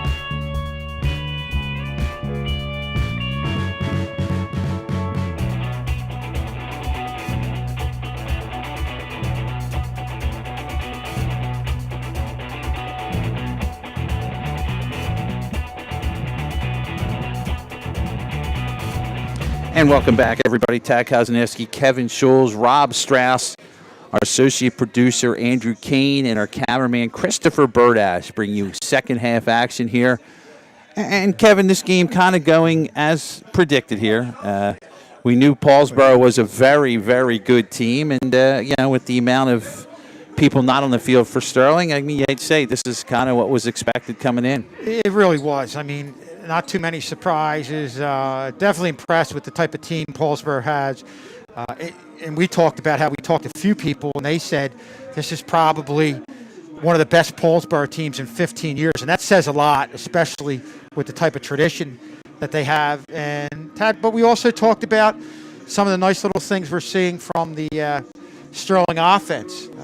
Quarterback Santino Severese has done some nice things. Looks like he's gaining a little bit of confidence back there, being put in a very tough situation. And, they're making some plays, getting some first downs. And strange enough in this type of game that there are some positives you can pull out of that side of the ball. And, Rob, on the other side, it's our first look at Paulsboro this year, and they come as advertised, as they would say. Yeah, they're absolutely on fire. I mean, even the touchdowns that they scored, Bayshall Tootin has 3 touchdowns. We didn't even see him at full speed, at least, and he just kind of walked in the end zone, Schulze, for a lot of those. But, I would love to see this team firing on all cylinders and see how they do against a team that they can match up a little bit better with. Well, the go-to game is going to be possibly, if it all works out, in a couple weeks they're going to play Salem. Who, Tad, you talked about Salem, talked about what they bring to the table. And they're always the teams that we hear a lot about, don't see a lot when you're talking about Salem, Pennsgrove. And then when you get a chance to see them, you see how really good they are. That is the game team playing. Salem, my math isn't awesome, but they are 5-0 overall, 181 points for. That's a lot of points. And it's a small school as well, and they've put up, for over years, they've had some players go on and play in the college ranks. Just an outstanding program as well. So that'll be the next time they'll be challenged again for our Sterling fans checking in. And if you're hanging with us, thank you for hanging with us. We appreciate it. We understand what's going on here. Next game is an extra game. Will be next Friday at West Deptford. We will be live on YouTube with that. Then I believe it's going to be the next Friday will be at Paul 6th. And then the Wednesday of Thanksgiving, we will be at Delran. Would you consider that homecoming for you guys? I mean, we've done a game there. We did the Thanksgiving game there about 8 years ago. Yeah. Camden Catholic and Paulsboro. Yeah, I mean, I've coached there with our baseball team at Sterling, and we got a little bit of a pushing match out there with the coach, and it got a little ugly. That's why we haven't played them since then. But we'll see as we get set here, guys, for second half action. Sterling doesn't get much better because you're kicking off to Paulsboro. So Paulsboro back to receive as we'll start the second half here from Paulsboro, New Jersey on a day in November that, man, what a beautiful day. Surprised we haven't seen more cramping out there. I mean, it's really, really hot out there on the field. Going to the far side, this will be Tootin picks it up from his own 10. Gets by 1. Tootin has some room here. Tootin down the sideline, taking his time. Tootin cuts it ahead. Tootin pushes a man down. And one of the strangest run backs of a touchdown I've ever seen is no flags are down. Tootin runs it back 90 yards, and it looked like he barely was in a jog. For a touchdown, yeah. Made it look effortless. Doesn't matter how you do it, he did it. So let's give Tootin some credit for. He even helped himself at the end with the stiff arm to get that one in there. So add 6 more on the board for the Red Raiders. And you look at Tootin, you think to yourself about what type of college interest does he have. We were told that some of the teams that he's looking at are 1AA teams, the likes of Albany possibly, Sacred Heart, or one of the teams that he's looking at. And who knows, they come up, play in a bigger game against, which we were talking about, Salem.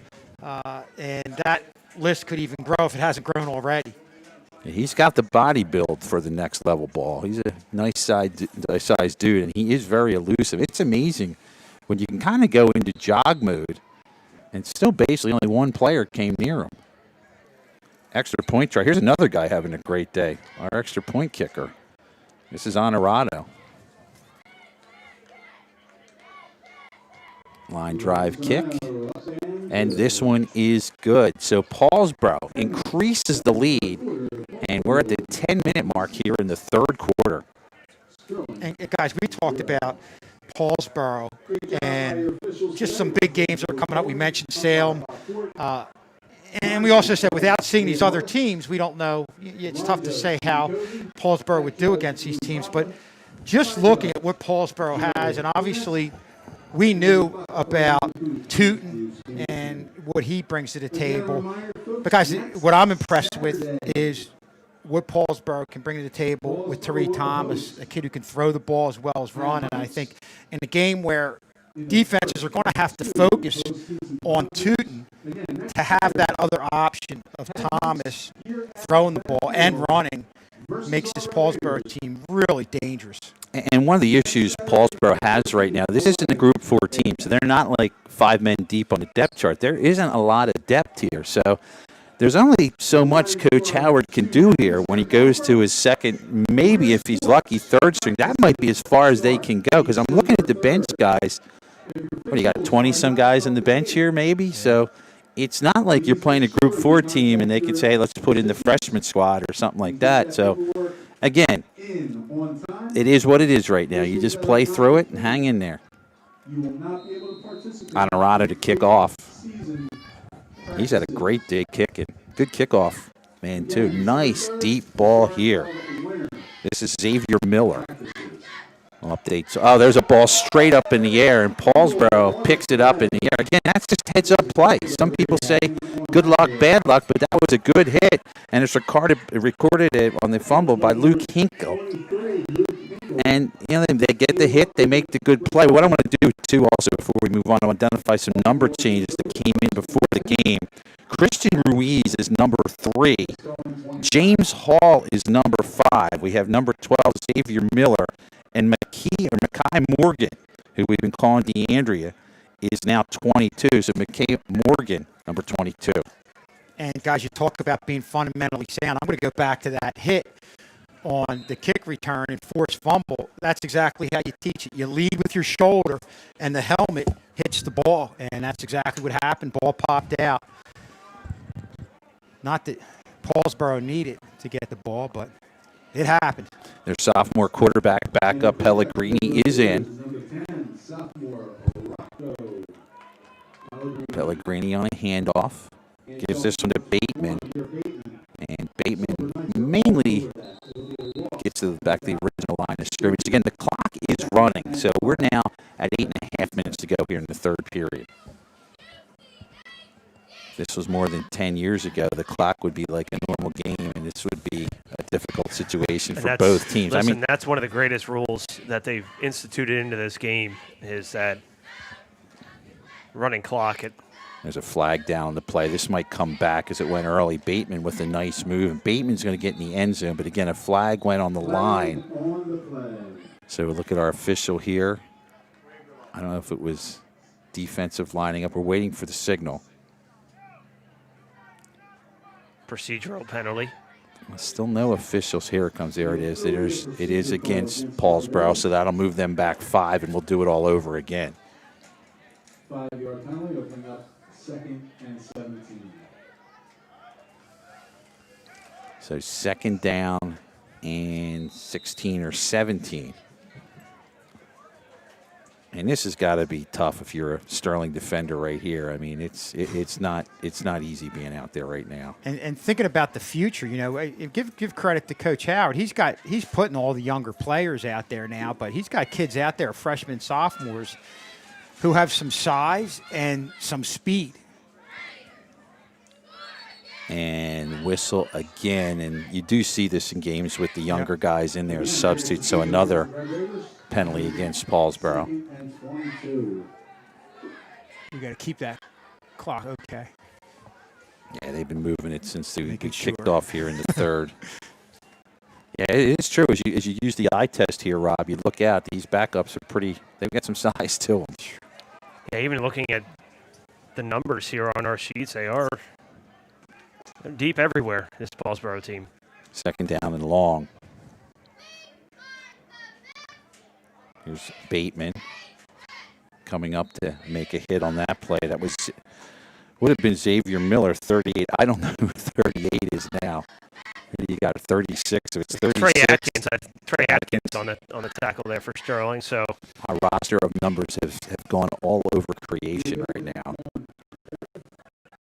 And one thing I think, we got to bring up about this the Sterling team. Obviously, a tough day today, but kudos to them for a big overtime win last week against Gloucester, and even the week before. I mean, it was a loss against Seneca, but being down 28-0 and still fighting back, getting it within 28-24, then a couple plays that Seneca was able to make. The game kind of got away in the end, but definitely a team over the last couple of weeks that has played a full 4 quarters, and I don't know that you could have said that in the earlier part of the year. So, the kids have kind of regrouped and are fighting through a very tough season, no question about it.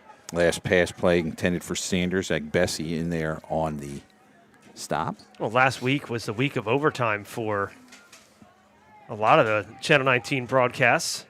Yeah, football, soccer, field hockey. Running out of daylight? Yeah. We were packing up in the dark in that field hockey game. They just ended it in a tie. Line drive kick. Oops, they wanted it, then didn't want it.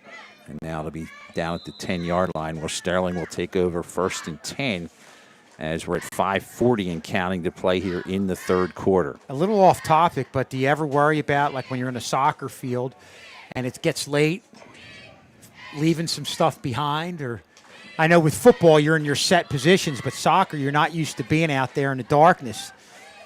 Well, I'll tell you what, packing up was not fun in the dark. It literally was dark with black cables. It's not fun to do. That's what I mean, because you're usually used to, in that location, doing everything with daylight. So 1st and 10 for the Knights. Savarese from the shotgun as Richardson to his left. See if they can get something on the board today. Here's Richardson. Richardson gets maybe about 4 out to the 15. Gain of about 3 seconds. Again, hopefully here, you're hoping that the offense of Sterling can put something positive together. And Paulsboro, like I said, they're doing everything they can. They have second, third stringers in there, and it's just the way the game is played out so far. 2nd down and 6 coming up.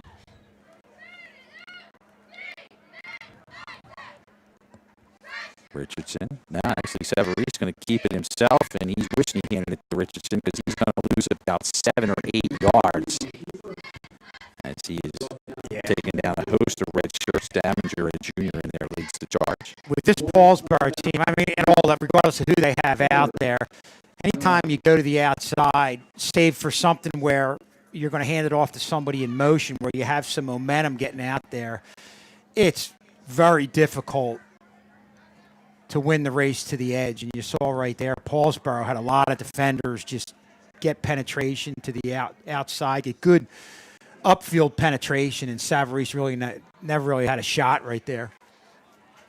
3rd down and 12, 3:30 remaining third quarter. 2 wide outs near side, wide out to the far side. From the shotgun is Savarese. They are using the whole field for this formation. He wants to throw. Looking near side. Going for a man across the middle. It's caught.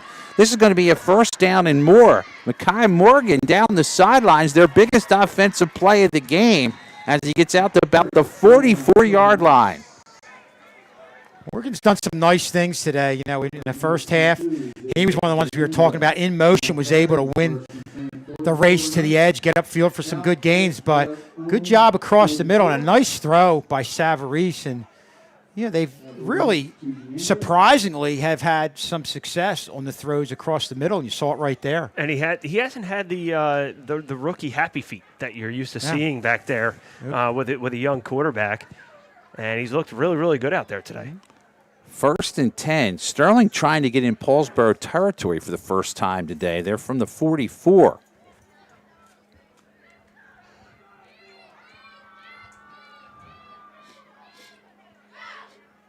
Back the pass down the sidelines, overthrows this, and this will be intercepted. Had a man there, but intercepted, and coming down the sidelines is Jamil Gant. He's a sophomore. Gant going to be tackled by Shipley as he returns it to his own 48, where Paulsboro will take over 1st and 10 as we hit the 2-minute mark in the third quarter. Now you can see as soon as Severese let that go, that was going to be trouble. Well, with the success they've had with the passes across the middle that we just talked about, the ones downfield really haven't worked out. That's where you run into either Paulsboro's speed or coverage, their ability to go up after the ball. And that one, they didn't even have to go up after it. That just, you saw the defender get separation from the receiver. New quarterback in Giovanni Serrano, usually listed as wide receiver. Up now, we've got somebody coming in a little late from the bench. This is Baker. He'll line up in the slot. So Serrano from the shotgun, waiting for him to put his chin strap on. He's like, get that chin strap on. You want me to come in the game, Coach? That's one of the things as a younger player, sometimes you're caught off guard. Definitely nervous. And now he's still adjusting the Germ's chin strap. Now they might need a timeout. That's just some nerves taking over. That's a chin strap adjustment play for Cameron Baker. Baker is a freshman who I didn't think, he probably had no whims at all about getting in this game today. And he's like, what? Huh? I mean, that was first, and we don't know if this is his first varsity, experience, but imagine that it's your first time getting on the field and well, can't Kevin, get the chin strap. Let's go back to your football days as a freshman. Were you saying, okay, today's the day I'm getting on the field? It's just not happening. No, I never did it. Not as a freshman. Not until my junior year, but I couldn't even imagine that because, you talk about freshmen, and especially he's not real big, to the size and maturity of seniors. It's an intimidating experience, definitely. Well, let's see. Baker is in. He's in the slot, and he's got his chin strap on. 1st and 10. Let's see if they get him the ball. Handoff. This is Avant. He's a sophomore, and he is going to lose 2 yards as the Knights are all over that. See Reddick in there for Sterling. He's listed as a freshman. Going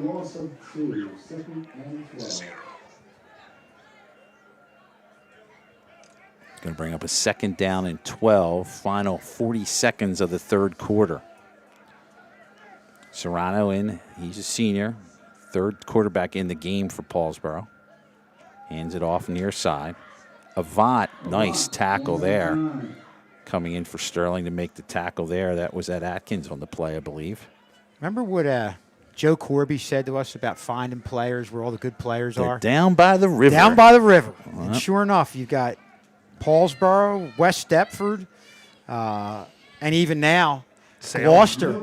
Yes, Salem. Gloucester is in our division, and Gloucester has had a few down years, but overall, over the last 30 years, another successful program in the Tri-County Conference, now coming into the Colonial Conference.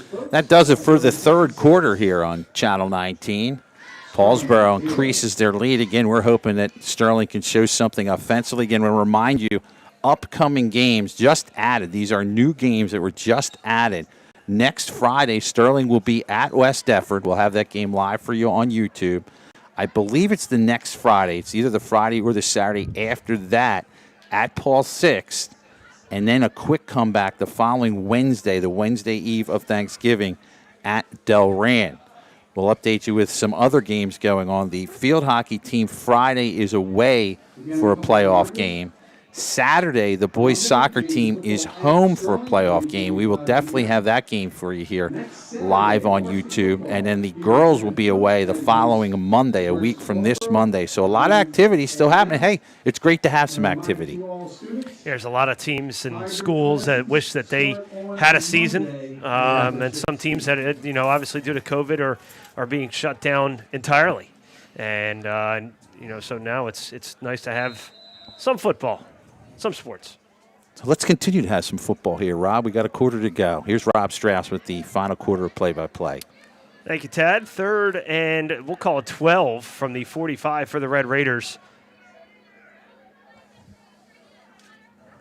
Going with a Three wide receiver look here on 3rd and 12. They have to get to the 43 for a first down. They hand it off right up the middle. They go to Avant. Avant has some room. He's got the first down inside the 40 at about the 37. I wonder if he's related to Jason Avant, the former Eagles wide receiver who owns a business here in South Jersey. Good point. Question, Don't know for sure. Where's John Hallwood when you need him? I know. Come on, John Hallwood. Work on that one. Well, he has sent us Put some him to trivia work. questions here. Well, we'll see how this goes here in a minute. Maybe we'll get to them. Quick snap here for the Paulsboro. They hand it off this time to Horton. Horton right up the middle, and he gets about a handful. I'll tell you what, guys, we're talking about some of the upcoming games, and to what you just said, Rob, it's really, when you look back at everything, it's great to just have a season. And I know a lot of people back in August didn't think we were even going to have this. Horton again on the carry. Not as lucky this time around. Loss of 2 on the play. Bring up a 3rd down and a long 7 for Paulsboro with under 10.5 left to go here in the game. That was Mike David on a nice tackle there. Yeah, Kevin, I was one of those people that's just reading the way things were going. I'm like, there's no football season this year, so I'm very happy to be out here. Yeah. And I think kudos to everybody around for being able to manage through this. Horton again, 3 consecutive carries, and he's going to get out to about the 30, and they're still moving forward as he approaches the 25, and he's going to be close to a first down. He might have it, and he does. Needed 7, got 8. And I'll tell you, a guy you can't question, Rashad McQueen, blitzed in from the far side of the field. He is still playing hard out there. Yeah, and there really hasn't been too many defensive highlights for Sterling, but McQueen has definitely made some plays. Has had some nice individual effort out there. 1st and 10 for Paulsboro. The snap is dropped by Serrano, and he'll go down in the backfield, falls on it, and tries to make something out of nothing, and he cannot, and it'll be a loss of 1, 2nd down, or 2 rather, make it 2nd down and 12. And they're just going with this no huddle offense. And they'll check with the coach usually on the side. Serrano from the shotgun hands it to Horton. Horton's going to be tackled in the back. Well, it's spun around, and now it's going to be a combination of a host of Sterling players. Devon Atkins finally wraps him up for a big loss on the play. Yeah, just keep showing some fight. That's all you can do. The game's been long over, but just show some fight and continue to play. So again, Sterling at West Deptford next week. We'll have that live for you here on Channel 19. 3rd down, and we'll call it 16. Got to get to inside the 20 for a first down. Pass complete to the far side. They go to Gant. Gant tries to cut it back inside, gets back to the original line of scrimmage. Penalty marker thrown at about the 27-yard line. He's probably one of the wideouts. After the pass was caught, they call holding. And it is, in fact, a hold. Interesting vantage point that we have here from Paulsboro. Obviously, you have the factories in the background, but every 5 or 10 minutes, you see a lot of planes taking off. Philly International right across the river here. Even the Go Big Red sign painted on one of the, I'm assuming that's an oil drum out there. Very unique campus they have here. 3rd and long after the penalty. Serrano, pass is complete right across the middle. Plenty of room for Daminger. Daminger inside the red zone down at about the 10. Kevin, that was the perfect storm there. Sterling went with an all-out blitz. The pass goes right up the middle where nobody is. Perfect play call. Yeah, it was the play for that type of situation, no question about it. Serrano on 1st and goal from the 10.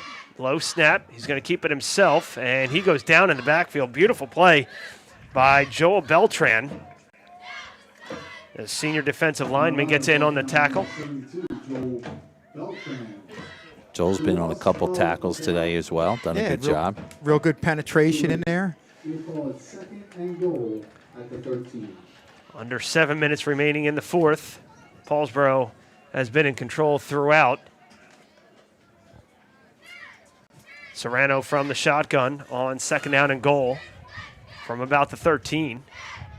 Serrano going to keep it himself, get back to the original line of scrimmage at the 10, and it'll be third down and goal. I was going to say, in recent history, Rob, this has been a bit of the worst beatdown that Sterling has faced with this Paulsboro team. Paulsboro in 2015 put up 49 in a 49-16 game. Sterling was shut out in 2019, 20-0. Yeah, this is a tough one. Serrano one back to his left. Now he's going to shift it back to his right. And DeSantis. Snap on the ground. Serrano picks it up. Gonna look to pass, and it is picked off. Sterling picks it off, and with nothing but daylight in front of him, one man to beat, and it dragged down inside the 35, finally by Serrano. Christian Ruiz got the play there, Rob, was able to bring it in and put Sterling on Paulsboro's side of the field for the first time, so here's your chance to score.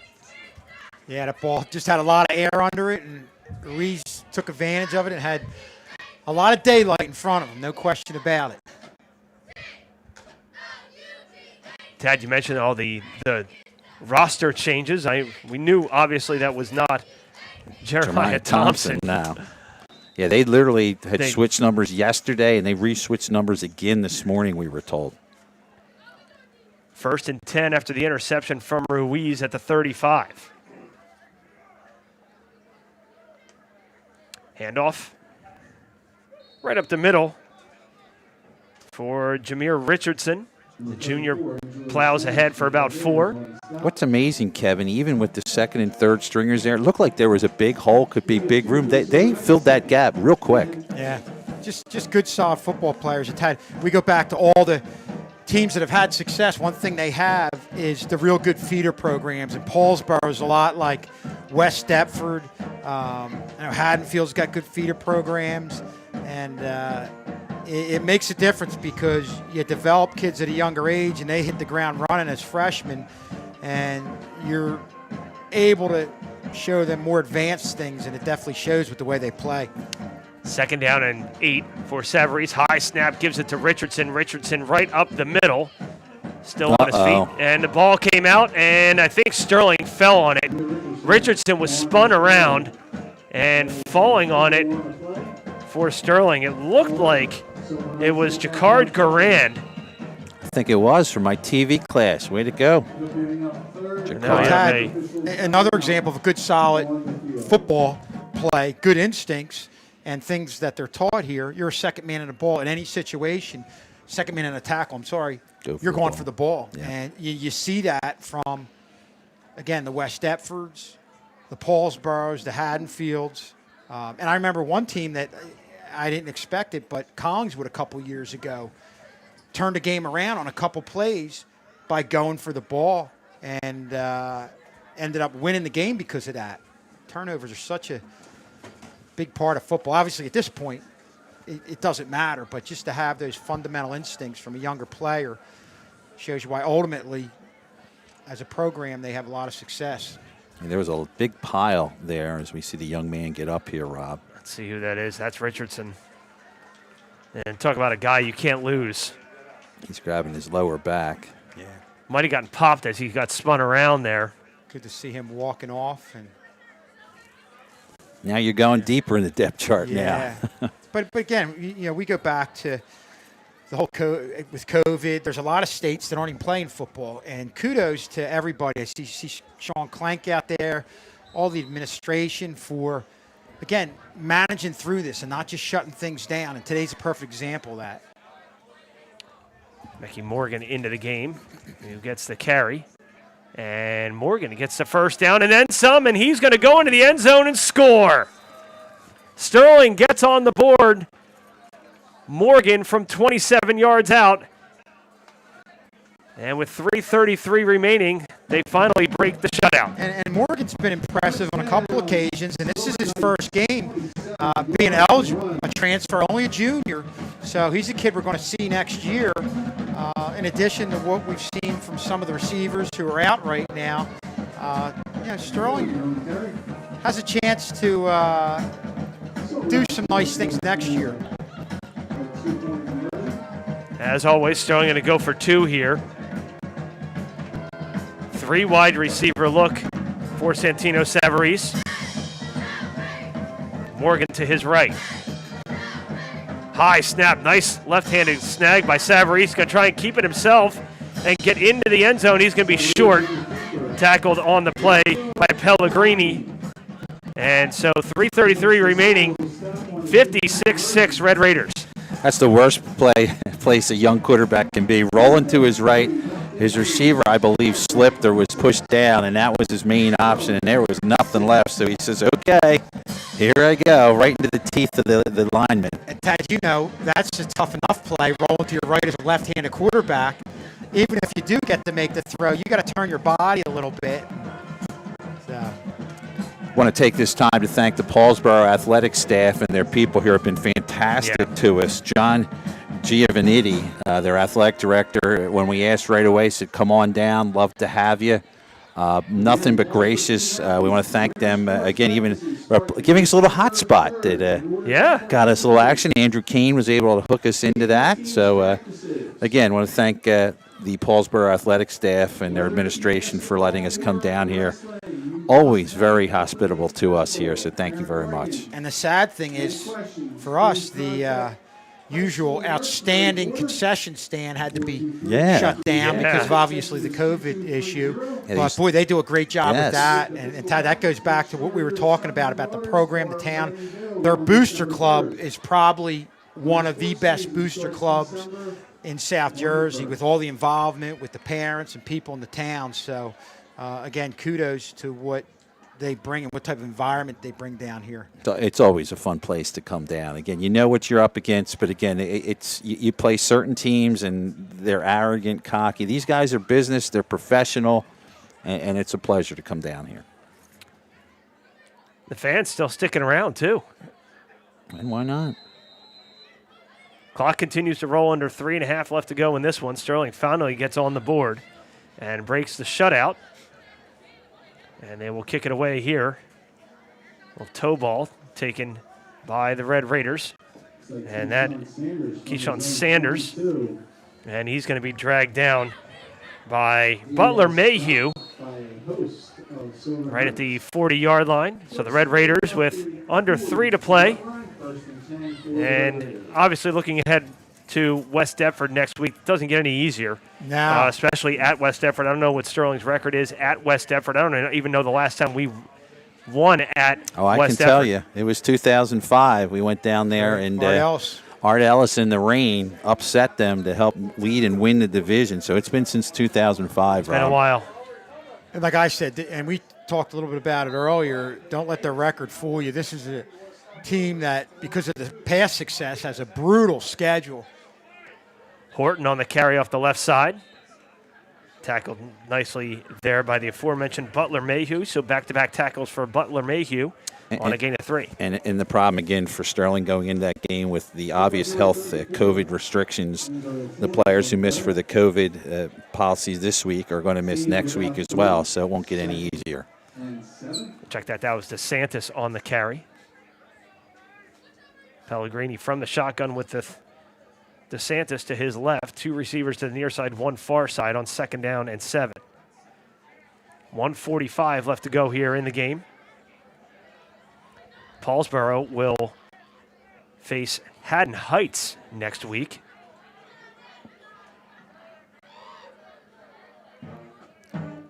Pellegrini hands off to DeSantis. Short gain. And we saw Haddon Heights a few weeks ago. Haddon Heights is a pretty good team. That should be a pretty good game next week. They are. And the thing that really, obviously Haddon Heights rolled over us, but the thing that stood out to me over the last couple of weeks was Haddon Heights beating Woodbury, a team we were impressed with.